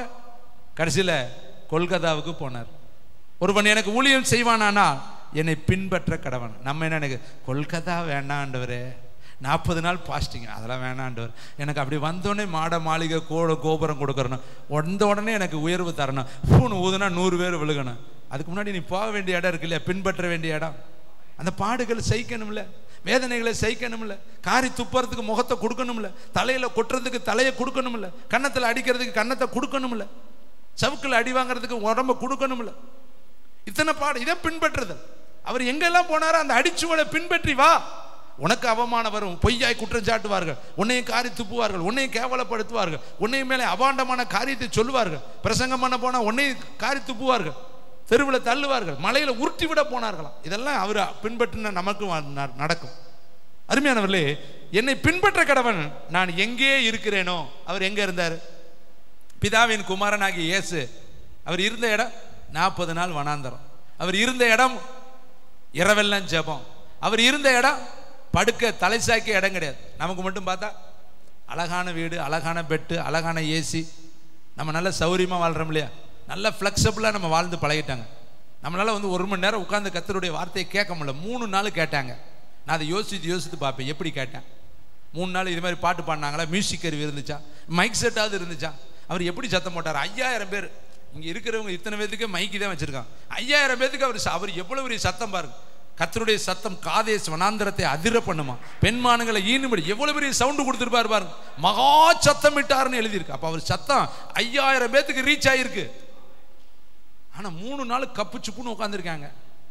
பேசு என் பிள்ளைகளுக்கு, கேட்கட்டும், கேட்கிறவர்கள் பாக்கியவான்கள். இந்த வார்த்தனம் கிடைக்காத பஞ்சகாலம் வருதுங்க, ஒரு காலம் வரப்போதுங்க. நீ தேடி போனாலும் வார்த்தை கிடைக்காதுங்க. இந்த சுற்றுப்பக்கத்தில் எத்தனை கிராமத்தில் சபை இல்லை தெரியுமா? எத்தனை பேர் 10 கிலோமீட்டர் 20 கிலோமீட்டர் 30 கிலோமீட்டர் போய் ஆராதனையில் பங்கு விட்டுட்டு வரான்னு தெரியுமா? நமக்கு காலடியில் ஆலயங்க. 15 கிலோமீட்டர் தள்ளி வந்திருக்க பிள்ளைகளாக இருக்காங்க, நிறைய பேர் இருக்காங்க வெளியூர்லேருந்து வந்து. ஆனால் உனக்கு அதிலும் பாக்கியவான், இவர்களே பாக்கியவான், இவர்களிலும் நீ பாக்கியவான். அப்படி நிமிர்ந்து நின்னேன்னா முன்னாடி பார்த்தா ஒரு சர்ச் இருக்கு, வந்துடுறான். என்ன எத்தனை இடத்துல சின்ன ஆலயம் தெரியுமா? எவ்வளோ போந்த சுதந்திரத்தோட ஆலயம் கொடுத்துருக்காரு. கை தட்டுங்க. என்ன சுதந்திரம், எல்லா வசதியும் உனக்கு இருக்குதுங்க. எப்படி ஆதாம படைக்கிறதுக்கு முன்னாடி ஏதேனோ படைச்சிட்டாருங்க. ஆதாமே வரல, ஏதேன்னு வந்துருச்சுங்க. அதில் திராட்சை தோட்டம் வந்துருச்சு, ஆப்பிள் வந்துருச்சு, மாதுளை வந்துருச்சு, இன்னும் எல்லா பழமும் உனக்கு தெரிஞ்சவன் எல்லாம் அன்ஷான் போட்டுக்குங்க. இன்னும் இவனே புறப்படவே இல்லை, இன்னும் இவனை உண்டாக்கவே இல்லை. இவனுக்கு வேண்டிய சூரியன் சந்திரன் ஆடு மாடு கோழி நதி எல்லாம் ஜீவ நதி ஏதேன்லேருந்து நதிகள் புறப்பட்டு அது பொண்ணு விளையும் வைர விளையும் எல்லாம் ரெடி, எல்லாம் ப்ரிப்பேர் பண்ணிட்டு தான் கடைசியில் ஆதாம் கிட்ட வர்றார். அப்பா சாமி வா, உன்னை உண்டாக்க போறேன், நீ ஏன் சாயல் எல்லாம் உனக்கு தாண்டா வச்சிருக்கேன். கை தட்டுங்க பார்க்கலாம். எல்லாம் உன்னை உருவாக்குறப்பயே எல்லாம் வச்சு. எகிப்துல இருந்து இவன் புறப்படுறேன், இவன் இன்னும் வரல. ஆனா அங்க கானானியர் ஏத்தியர் எமூரியர் எபோசியர் இவங்க எல்லாம் சேர்ந்து பெரிய பெரிய வீட்டை கட்டி பெரிய பெரிய திராட்சை தோட்டத்தை உண்டாக்கி, கட்டாத வீடு நடாத திராட்சை தோட்டம், அவனுக்கு வேண்டிய எல்லா பால் ஓடுற தேசம் தேனு ஓடுற தேசத்தை ரெடியா வச்சுட்டார். அவன் சம்பாதிச்சு அவன் கட்டி வச்சிருக்கிறான், எல்லாம் ரெடியா வச்சிருக்கிறான். இப்ப இவன் இங்க இருந்து புறப்பட போறேன். ஆண்டி பண்டாரமா இவ்வளவு நாள பேசாம அடிமைத்தனத்துல உட்காந்துருந்தான் பாரு, சட்டை கூட இல்லாம. அவனை இப்படியே கூட்டிட்டு போக விருகாம, டேய் வெள்ளியை கேள்றா, இவர் தான் சொல்றாரு, வெள்ளியை கேள்றா பொண்ணை கேள்றா எல்லாம் கேள்றாங்கிறார். இல்லாட்டி விட்டா போடணும்னா ஓடி போயிருப்பேன். கேள்றான்னு அதை வாங்கிக்கிட்டு இப்ப இத்தனை வருஷம் 430 வருஷம் வெள்ளி பொண்ணு இவன் பார்த்ததே கிடையாது. அவன் தான் போட்டிருந்தான். இது ஒரே நாள்ல கொள்ளையடிச்சான். கைதட்டுங்க பார்க்கலாம். உனக்கு வச்சிருக்காரு ஒரே நாள்ல. உனக்கு வரும், எங்கிருந்து வருதுன்னு தெரியாது, காற்று வராது மழை வராது, உனக்கு கொண்டு வருவார். உனக்கு என்ன வேணுமோ அதை கொடுப்பாருங்க. பெத்தவன் தாங்க பிள்ளைக்கு சேர்த்து வைப்பேன், உனக்கு ஆண்டவர் சேர்த்து வச்சிருக்காரு. ஏசப்பா உனக்கு என்னென்ன வேணும், நாளைக்காய் கவலைப்படாத, நாளைக்காய் உனக்காக எல்லாம் இருக்கு. இயேசுவுக்காக ஒரு யோசேப்பு கல்லறை வச்சிருந்தான், நல்லா தெரியுமா? இயேசுவுக்காக ஒரு சீமோன் சிலுவை சுமந்தான். உனக்காக கர்த்தர் எல்லாமே ரெடியா வச்சிருக்கிறாரு. நீ ஒன்னும் கூட செய்ய வேணாம். நீ துதி ஸ்தோத்திரம் பண்ணு, ஆராதனை பண்ணு, நல்ல கைத்தட்டி பாட்டு பாடு, மனசுக்குள்ள கவலையே இல்லாம கர்த்தர் மேல நம்பிக்கையாரு, எல்லாவற்றையும் கர்த்தர் கொடுப்பார். வேதம் சொல்லுது, நாளைக்காய் கவலைப்படாத, நாளை தினம் உனக்காக. நம்ம அப்படியே ஆப்போசிட்டா நிக்காது. நாங்க கவலைப்பட்டே ஒடுங்கி போயிருவோம் பிரதர். நாங்க கவலைப்படாம வேற யாரு பிரதர் கவலைப்படுகிறது? வானத்தை நான் எப்படி வளைக்க போறேன்னு தெரியலையே. ஒரு அம்மா என்கிட்ட சொன்னது, எப்படி மண்ணை சமக்க போறேனே தெரியலையே. நீயே செத்து போன கூட மண்ணை சமக்கிறத பத்தி உனக்கு என்ன கவலை? மனுஷனுக்கு பின்னாடி நடக்க போறதை பத்தி கவலை, முன்னாடி நடக்க போறதை கவலை. கர்த்தர் சொல்றாரு, நாளைய தினத்துக்காய் கவலைப்படாத, அன்றன்ற நாளுக்கு அதுனதன் போல். நாளைய தினத்துக்காய் உனக்கு அது கவலைப்படுமா? அந்த நாள் இருக்குல்ல, அதுக்கு கவலை நாளைக்கு இவனுக்கு தரணுமே. கர்த்தர் என்னிடத்துல கேட்பாரேன். இங்க வேதம் சொல்லுகிறது பாருங்க, அழகா சொல்றாரு, ஒருத்தன் எனக்கு ஊழியம் செய்வான் என்றால். அப்ப இன்னைக்கு தேவனிடத்துல பச்சாபாதம் இல்லாத தேவன் உனக்கு சொல்றாரு, ஊழியம் செய்ப்பா. யாரை நான் அனுப்புவேன்? எல்லாம் உன் வேலையாவே போய்கிட்டு இருந்தா என் வேலைக்கு யாரு தான் போறது? எல்லாம் எங்கெங்க போறீங்க? வேலைக்கு போறேங்க. என்ன வேலைக்கு இங்க போறீங்க? ஆளுக்கு ஒரு வேலைக்கு போறேன்.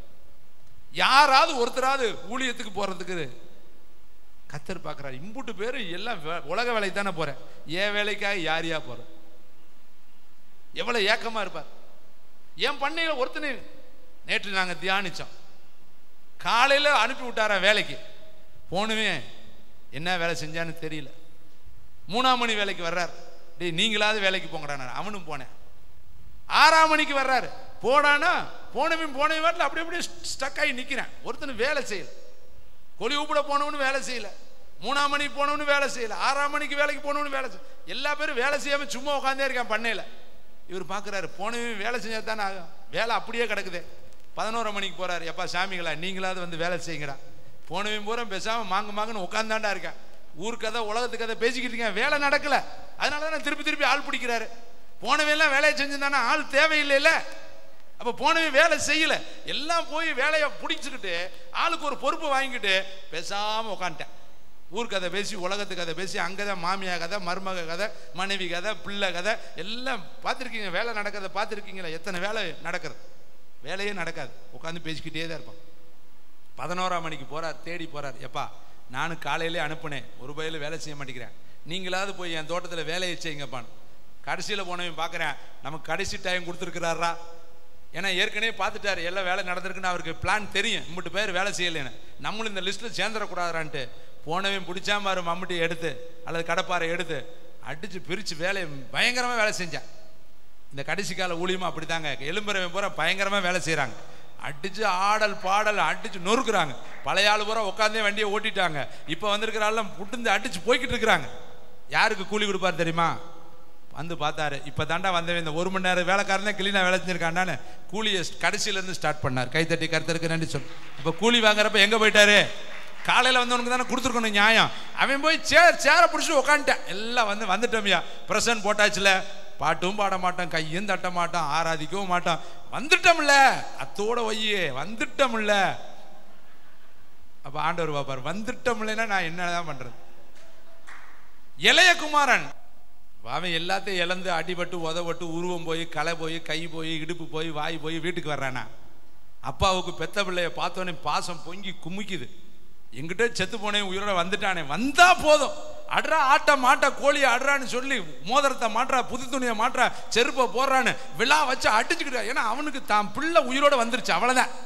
இந்த மூத்த பையன் வந்தோடனே அடிச்சாம ஒரு கோபம் எல்லாம் போச்சு. அவன் தான் அழிச்சுட்டானே, இப்ப எதுக்கு அவனை உள்ள விட்ட? அவர் சொல்றாரு, எனக்கு உள்ளதெல்லாம் உனக்கு தாண்டா. இப்ப இதுல யாரு குற்றவாளி? மூத்தவன் தான். அவனுக்கு பொறுக்கல, போறாம இவனுக்கு அப்படியே துரத்தி விட்டுருக்கணும். அவன் அப்படியே விரட்டி விட்டுட்டு இவனையே வச்சுக்கிட்டா இவருக்கு ரொம்ப சந்தோஷமா போயிடும். இளைய குமாரன் வந்ததை இவனால ஜீரணிக்க முடியல, ஏற்றுக்கொள்ள முடியல. அப்புறம் சொல்றேன், அவர் சொல்றாரு, கடிந்து கொண்டாரான், ஏன்டா இப்படி பண்ற? எனக்கு உள்ளதெல்லாம் உனக்கு தானடா. இவன் என்ன நினைக்கிறான், இன்னும் மிச்சத்துல பங்குக்கு வந்துருவான்டா, இதுலயும் புடுங்கிட்டு போயிடுவான்டா. எனக்கு கொடுக்க வேண்டிய மதிப்பை இவனுக்கு கொடுத்துட்டாரு. இவனுக்கு எதுக்கு பொறுப்பு சரப்பணி போடுறாரு? இவனுக்கு எதுக்கு மோதிரம் போடுறாரு? இவனுக்கு எதுக்கு பாதரச்ச? இதான் எல்லாத்தையும் ஒப்பிட்டுட்டானே, இவனை எதுக்கு திரும்பவும் கூப்பிட்டு இங்க வைக்கிறாரு? அப்ப யாரு போறாம உள்ளவன்? மூத்தவன் தானே. பாருங்களேன், திமிர்வாதக்காரனை தூக்கிட்டு வர்றாங்க. நல்ல குணக்கார விசுவாசியை உட்காந்துருக்கேன், இங்க ஒருத்தன் தூக்கிட்டு வர்றானே, வழியை விடணுமா இல்லையா? ஒரு வயலும் வழி விட மாட்டேங்கிறான். அவன் வந்தவன் பார்க்குறான், ஒருத்தனை இவனும் விட மாட்டான். ஒருத்தனை விட்டுருந்தா அவன் இப்படி ஏறி இப்போ உள்ளே போயிருப்பான்ல. இப்போ கடைசியில் பார்க்குறேன், போய் ஆகணுமே, ஏறுறா கூரை மேலே ஏறுறேன். அதையும் பார்க்குறேன், மெதுவாக ஏறுங்கப்பா, விழுந்துடாதீங்கப்பா, என் மேலே இது போட்டுறாதப்பா, நல்லா தள்ளி போய் ஏறி போங்கப்பான்னு இவங்க ஐடியா கொடுத்துக்கிட்டே தான் இருக்கேன். ஒருத்தனாவது அந்த உணர்வு இருந்தா, எதுக்குப்பா அங்கே போய் ஏறுறீங்க, நான் ஒதுங்கிக்கிறேன்ப்பா, நான் தான் இவ்வளோ நேரம் அவர் பக்கத்தில் உட்காந்துட்டேன், நிறைய பிரசங்க கேட்டுட்டேன்ப்பா, நீ உள்ளே போப்பா, தூக்கிட்டு போப்பா, நானும் வர்றேன்ப்பா. பாருங்களேன், யோசித்து பாருங்க. ஏன் இதை எழுதி வச்சார்? வீட்டுக்காரன் பார்க்குறேன், சரி இந்த பயக விட மாட்டேங்கிறாங்க, என் கூரை போனாலும் பரவாயில்ல, நீ ஏறி இறக்கடான்னு. வீட்டுக்காரன் நல்லவன் பாருங்க, அவனுக்கு ஒரு கைதட்டு போடுங்க. அவன் நல்லவனா இருக்கான், அவன் ஓட்ட பிரிக்க ஒப்புக்கணும். நம்மளா தான் என்ன சொல்லுவோம், ஏய் டேமேஜ் ஆயிரும், வேணும்னா இப்படி பாரு, இல்லாட்டி கிளம்பு, அவர் அங்கிட்ட வந்தா பாத்துக்க, நீ வாட்டில் ஓட்டு மேலே ஏற உடச்சு விட்டேன்னா நான் எவன் இதை போடுறேன்? அப்ப வீட்டுக்காரன் நல்லவன், சுமந்துட்டு வந்தவன் நல்லவன். சொல்லுங்க, உட்காந்துருக்கான் பத்தியா? இவன் எல்லாம் யாரு? நான் வலது பக்கம் உட்காரணும், நான் இடது பக்கம் உட்காரணும், நான் தான் சீனியராக இருக்கணும், நான் தான் ஜூனியராக இருக்கணும், நான் சீஃப் கலெக்டராக இருக்கணும், நான் தான் கேசியராக இருக்கணும், நான் தான் ட்ரெஸராக இருக்கணும், நான் தான் மேஸ்திரியாக இருக்கணும். இவன் எல்லாம் வழி விடவே மாட்டேன். நம்மளும் அப்படி தான், ஒருத்தருக்கு ஒருத்தர் வழி விடுறதே கிடையாது. நான் தான் முன்னாடி இருக்கணும், மற்றவங்களாம் பின்னாடி தான் இருக்கணும். இதில் தான் முன்னாடி. அதில் ஒரு தாய் வர்றா, நல்ல உத்தம குமாரத்தி வந்து சொல்கிறான், என் பிள்ளைகள் ஒருவன் உமது வலது பக்கத்திலும் இன்னொருத்தன் இடது பக்கத்தில் உட்காரும்படி அருள் செய்யணும். அவர் சிரிச்சாரு, எப்பா நீ விருன்றதில் ரைட்டு தான், ஆனால் பிதாவினால் ஒருவேளை அது உனக்கா இருக்கலாம், எனக்கா இருக்கலாம். கை தட்டுங்க. யாருக்கு ஆயத்தம் பண்ணப்பட்டிருக்கோ அவனுக்கு தான் கொடுக்க முடியும். நான் என் இஷ்டத்துக்கு கொடுக்க முடியாது. ரெடினஸ் அது ஆயத்தம் பண்ணப்பட்டிருக்கு. ஒருவேளை நீங்களா இருக்கலாம், கை தட்டுங்க. நீங்களா இருக்கலாம், நானா இருக்கலாம், உலகத்துல யாரா இருக்கலாம், லைவ்ல இருக்க யாரோ எனி ஒன் பர்சன், யாருக்குன்னு தெரியாது. அந்த சீட்டு யாருக்கு முன்னந்தோட வச்சிருக்காருன்னு தெரியாது. ஆனா அன்னைக்கே ஒரு தாய் கணக்கு போட்டா, வலது பக்கத்துல ஏன் நான் பெத்தெடுத்ததை உட்கார வைக்கணும். இப்படி பாருங்க, இடத்த பிடிக்கிறதுல தாங்க இருக்கிறான். ஆனா அடுத்தவங்களுக்கு விட்டு கொடுக்க யோசித்து பாருங்க. இன்னும் ஒரு வேதம் சொல்லுது பாருங்க, லூக்கா. சரி, ஊழியம் செஞ்சா கணம் வரும். இன்னும் ஒரு 3 வசனம் தான் முடிச்சிடுறேன். லூக்கா 9:26. Thank you wonderful the Holi spirit. என்னை குறித்தும் என் வார்த்தைகளை குறித்தும் எவன் வெட்கப்படுகிறானோ அவனை குறித்தும் மனுஷகுமாரனும் தம்முடைய மகிமையோடும் பிதாவின் மகிமையோடும் பரிசுத்த தூதர்களின் மகிமையோடு வரும் பொழுது வெக்கமா கிடக்கு பிரதர், சொல்ல சங்கட்டமா கிடக்கு பிரதர். ஏதாவது நினைச்சுக்குவாங்க பிரதர், அல்லது ஏதாவது ஆபத்து ஆகி போயிரும் பிரதர். பரலோகத்துல சொல்லுவார், சொல்ல சங்கட்டமா கிடக்குப்பா, உன்னை பத்தி சொல்ல எனக்கு வெக்கமா கிடக்குதுப்பா, உன் பேரை சொல்ல எனக்கு கூச்சமா இருக்குதுப்பா. ஏதாவது தூதர்கள் நினைச்சுக்குவாங்கப்பா. நீ வெக்கப்பட்டேன்னா நானும் வெக்கப்படுவேங்கிறார். இந்த பூமியில விபச்சாரமும் பாவமும் உள்ள இந்த பூமியில சொல்றாரு, விபச்சாரமும் பாவமும் உள்ள இந்த சந்ததியில். அப்ப இந்த சந்ததியவே அவர் பார்க்கிறாரு, எல்லாம் அசுத்தமானது. இந்த சந்ததியில் என்னை குறித்தும் என் வார்த்தைகளை குறித்து எவன் வெட்கப்படுகிறானோ அவனை குறித்து மனுஷகுமாரனும் தம்முடைய தூதர்களோடு வரும் பொழுது வெட்கப்படுவார். ஊழியம் செஞ்சா கனம் பண்ணுவாரு, ஆனா ஊழியம் நீ செய்யலைன்னா உன்னை குறித்து சொல்ல என்ன செய்வார்? எவ்வளவு பரிதாபம். 2 வசனத்தை கம்பேர் பண்ணி பாருங்க. நீ ஊழியம் செஞ்சேன்னா உன்னை கனம் பண்ணுவார், நீ ஜெபம் பண்ணினா உன்னை கனம் பண்ணுவார், நீ வேதத்தை தியானிச்சேன்னா கர்த்தர் கனம் பண்ணுவார். நாத்தானை பார்த்து சொன்னாரு, இஸ்ரவேலுக்குள்ளும் இப்படிப்பட்ட விசுவாசத்தை நான் காணல. அவன் என்ன பிரசங்கமா பண்ணேன்? தியானிச்சான், கர்த்தர் பார்த்தாரு. வசனத்துக்கு நடுங்குறவனே அவருடைய கண்கள் நோக்கி பார்க்கிறது. இங்க சொல்றாரு, என்ன குறித்து நீ வெட்கப்பட்டேனா. நமக்கு எதுக்கு வெக்கம்? யாராவது வந்தா பைபிளை தூக்கி மறைக்கிறது. எங்கெங்க சும்மாங்க அப்படியே போயிட்டு எங்கெங்க இப்படி போறீங்க? சும்மாங்க. ஏன் சொன்னா ஏதாவது நினைச்சுக்குவாங்களாம். எங்க மனுஷனுக்கு பயப்படுதல் கண்ணியை வருவிக்கும், கர்த்தருக்கு பயப்படுதலோ ஆயுசு நாட்களை பெருக பண்ணும். நல்ல பைபிளை தூக்கி கம்பீரம் பிடிச்சிட்டு வாங்க. எங்க போறேன்? ஆராதிக்க போறோம். விட மாட்டேங்கிறியா? உனக்கு உள்ள எல்லாம் அடிபடும். கடைசியில தானா நீ அனுப்புவ. கடைசியில தலைச்செம்பில் வரை எங்க அப்பா அடிப்பார், கை தட்டி கருத. கடைசியில சொல்லி பாப்பாரு, கல்லு மலை விழுகும், வெட்டுக்கிளி வரும், இருள் வரும், பேணு வரும், வண்டு வரும், அப்புறம் ரத்தம் வரும், எல்லாம் வந்துட்டு கடைசியில என்ன ஆயிரும்? புள்ள சாவும். அப்ப தன்னால நீ கிளப்பி விடுவாடா, அப்ப வருவோம். நீ பயப்படாதீங்க. கர்த்தருடைய பிள்ளைக்கு பயப்படவே கூடாது. பயப்படாதே 365 தடவைக்கு மேல இருக்கு. எத்தனை சட்டம் பார்வோன்னு போடட்டும், பயப்படாத. உங்களுக்கு எல்லாம் ப்ராப்பர்ஸ் எழுத கர்த்தர் உன்னை பில்டப் பண்ணிக்கிட்டே இருப்பாரு. அவன் எழுதுனது கர்த்தர் மாற்றுவாரு. அவன் எழுதி ஆமான்னு அனுப்புனா அடுத்து ஒரு முருதக்காயை கொண்டு வருவாரு. முத்திரை மாறும். 127 நாடுகளுக்கு ஜெயத்துணி வரும். எழுதட்டுங்க, எழுதுறவன் எழுதட்டும், அவன் பேனாவன் எழுதிக்கிட்டே இருக்கட்டும். நம்ம அப்பா வந்து எழுதினார்னா, மேனே தெக்கே உபார்சி தராசுல வைக்கப்பட்ட முடிவை பார்த்த உன் வாழ்க்கை சீட்டு கிழிதுரா. இன்னைக்கு ராத்திரி நீ மாடுகளா புள்ள திங்க போற, மனுஷன்ல இருந்து நீ தள்ளப்பட போறேன்னு அவர் ஒரு வார்த்தை எழுதி போடுவாரு. அப்புறம் கடைசியில வேதனையா போயிடும். அவர் எழுத ஆரம்பிச்சாருன்னா யாரும் உட்கார முடியாது. சொல்லுங்க, வெக்கப்படாத. பக்கத்துல சொல்லு, சிஸ்டர் இயேசுவை பத்தி சொல்ல உனக்கு வெக்கமா இருக்குதா? இயேசுவை பத்தி பிரசங்கிக்க உனக்கு வெக்கமா இருக்குதா? பைபிளை எடுக்க உனக்கு வெக்கமா இருக்குதா? உலகத்துக்கு முன்னாடி நீ மனுஷன் முன்னாடி தடுமாறுற. அவனை பார்க்கும் பொழுது உனக்கு இல்லையாம கை சேக்காகுது. ஏதாவது உன்னை பார்க்கும் பொழுது உனக்கு கூச்சம் வருது, சங்கட்டம் வருது, அல்லது சங்கட்டம் வருதுன்னா கர்த்தர் அதை பார்க்கிறாருங்க. 7 கண்ணும் பார்க்குது. நீ என்னை பார்த்து வெக்கப்படுறியா? என்னை பத்தி சொல்ல நீ வெக்கப்படுறியா? என்னை பத்தி சொல்ல நீ சங்கட்டப்படுறியா? என் பேரை கூப்பிடுறதுக்கு உனக்கு கூச்சமா இருக்குதா? இங்க நான் எப்படி சொல்றதுன்னு நினைக்கிறியா? நீ வெக்கப்பட்டேன்னா நானும் உன்னை பத்தி சொல்ல வெக்கப்படுவேன். எங்க பரலோகத்துல சொல்ல வெக்கப்படுவார். அப்ப ஊழியம் செய். அப்ப கர்த்தர் உனக்கு பச்சாபாதம் இல்லாதவரார். நல்ல ஜெபம், ஆவில நிரம்பி கழிவுறு. அந்நிய பாஷை பேசுறதுக்கு வெக்கப்படாத, கைத்தட்ட வெக்கப்படாத. கைத்தட்டி கர்த்தரை சந்தோஷமா துளிங்க. கர்த்தரை துதிப்பதுல வெக்கமே என்னங்க? கைதட்டுறப்ப அப்படி தடவறது, என்னமோ இதை தடவர், இப்படி அவரை இப்படி சொடக்கு விடுறது, இப்படிங்கிறது செத்தவங்கையில் வெத்தலா கொடுத்த மாதிரி தட்டிக்கிட்டு இருக்கு. நல்லா டப்புன்னு தட்டுவேன். உனக்கு ஜீவன் கொடுத்துருக்கிறாள். நம்ம பரலோகத்துக்கு போறதுக்கு தட்ட சொல்றமே, நீ இங்க தட்டு, உன் நரம்பு ஊரா வேலை செய்யும், உன் எலும்பு ஊரா வேலை செய்யும், ரத்தம் வேலை செய்யும், இருதயம் வேலை செய்யும், மூளை வேலை செய்யும். நல்லா குதிவே. 4 குதி, சங்கு எங்கேயோ குதிக்கிறேன், இங்க குதிவே. கர்த்தருக்கு முன்னாடி குதி, நடனமாடு தாவீது மாதிரி. இன்னும் கர்த்தர் உன்னை மகிமையா வைப்பார். வெக்கப்படாத. பாட்டு பாட வெக்கம், ஆட்டம் போட வெக்கம், அந்நிய பாஷை பேச வெக்கம், உருள்றதுக்கு வெக்கம், ஆவில நிரம்புறதுக்கு வெக்கம், அல்லது பிரசங்கம் பண்ண வெக்கம், சர்ச்சுக்கு போகிற வெக்கம். நடந்து போனா யாராவது என்ன நினைப்பாங்களே பிரதர்? வண்டி இருந்தா நான் வந்துருவேன் பிரதர். அந்த காலத்துல வண்டியில தான் ஏசப்பா பிரயாணம் பண்ணினாரா? நடந்து அவர் போகலையா? அவர் நடந்து பிரசங்கம் பண்ணாருங்க. இன்னைக்கு நமக்கு தாங்க வண்டி வேணும். வண்டி இருந்தா போறோங்கிறோம். இப்படி வண்டி இல்லைங்கிறதுக்காக கர்த்தரை ஆராதிக்காம உட்கார்ந்து இருந்தீங்கன்னா ஒரு நாளைக்கு பரலோகத்துல வண்டி இல்லைன்னு ஆண்டவர் உங்களை விட்டுருவார். அதான் வண்டி இல்லையாப்பா, நீ பரலோகத்துக்கு வர வேண்டாம், நீ பாதாளத்துக்கு போன்றுவார். அதனால வண்டியை சொல்லாத, பஸ்ஸை சொல்லாத, இது மற்ற எதையும் சொல்லாத, மனைவியை சொல்லாத, பிள்ளைகள் தாங்க எனக்கு டிஸ்டர்பன்ஸ். அப்படியா? பிள்ளைகளை கர்த்தர் கை வச்சிருவாரு. வேலை தாங்க எனக்கு டிஸ்டர்பன்ஸ், அதுல கர்த்தர் கை வச்சிருவாரு. அல்லது அம்மா டிஸ்டர்பன்ஸ்னா அம்மா மேல பழி போயிடும், அப்பா டிஸ்டர்பன்ஸ்னா போயிடும், எஜமான டிஸ்டர்பன்ஸ்னா அவன் மேல கர்த்தர். எந்த இடத்துல நீ சொல்றியோ அது மேல கர்த்தருடைய குறி போகும், கர்த்தருடைய கரை இறங்கும். யாரையும் சாக்கு போக்கு அவர் கேட்க மாட்டாரு. கர்த்தரை ஆராதிப்பதற்கு சாக்கும் இல்ல, போக்கும் இல்ல, வேற எதையும் நீ சொல்ல முடியாது. உன் வாழ்க்கையில எந்த ஒரு காரியத்தையும் கர்த்தர் கேட்க ஆயத்தமா இல்ல. எலும்பு, வெக்கத்தை விடு, எலும்பி பிரகாசி. சொல்லு. இன்னொரு பக்கம் மார்க் 14:8. இப்போ பெண்கள் நல்ல சத்தமாக படிக்கணும். நீங்கள் தான் இதை படிக்கணும். ஏன்னா உங்கள் பகுதி தான் இது. என்ன 2 வசனம் 3 வசனம் சீக்கிரம் முடிச்சிடுறேன். கர்த்தருக்கு மகிமை உண்டாகட்டும். மார்க் 14:8. தேங்க்யூ வண்டர்ஃபுல் த ஹோலி ஸ்பிரிட். இவள் தன்னால், எங்க பக்கத்தில் சொல்லுங்க, இவ தன்னால். அங்க சொல்லுங்க, என்னால், ஒன்னால், தன்னால், நம்மால் முடிந்ததை சொல்லுங்க. இவள் தன்னால் இயன்றதை செய்தால் நான் அடக்கம் பண்ணுவதற்கு எத்தன்னமாக என் சரீரத்தில் தைலம் பூச. ஒரு பெண் வர்றா, தனக்குன்னு வச்சிருந்த விலையேற பெற்ற தைலம். 3ஆம் வசனம் பாருங்க.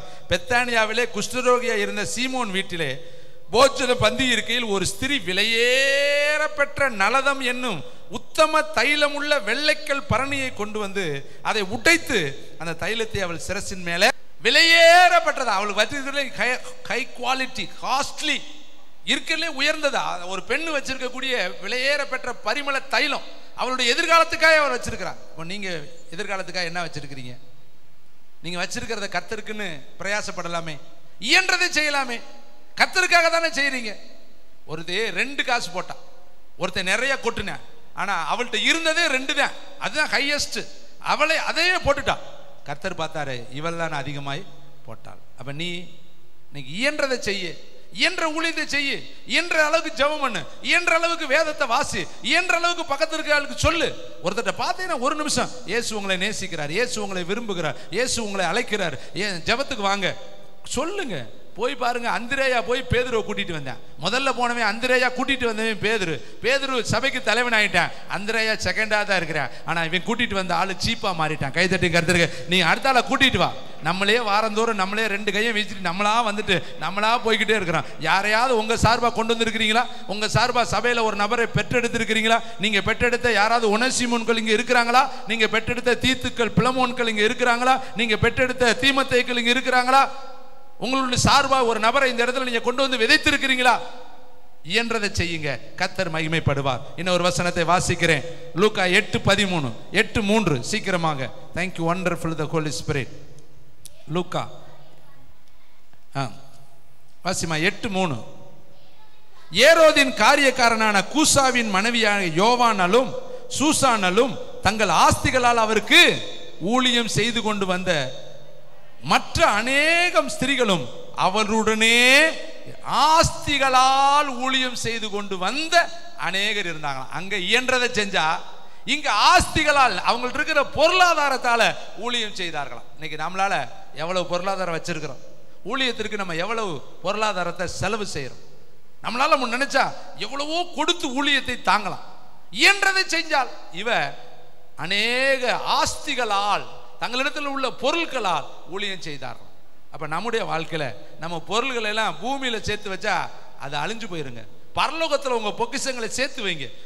பூச்சியாவது துரும்பாது, அதை கெடுக்காது. நீங்க எவ்வளவு பரலோகத்துக்கு விதைக்கிறீங்களோ 100 மடங்கு கர்த்தர் உங்களுக்கு அதை கொடுப்பார். இன்னும் கடைசி ஒரு வசனத்தை வாசிக்குவோம். மார்க் 9:38 கடைசி வசனம். Thank you wonderful the Holi Spirit. Mark 9:38. அப்பொழுது யோவான் அவரை நோக்கி, போதகரே, நம்மை பின்பற்றாத ஒருவன், நல்லா கவனிங்க, பின்பற்றாத ஒருவன், கூட வராத ஒருவன், நம்ம 12 பேத்துல ஒருவரா இல்லாத ஒருவன், நம்மை பின்பற்றாத ஒருவன் உமது நாமத்தினாலே பிசாசுகளை துரத்துகிறதை கண்டோம்.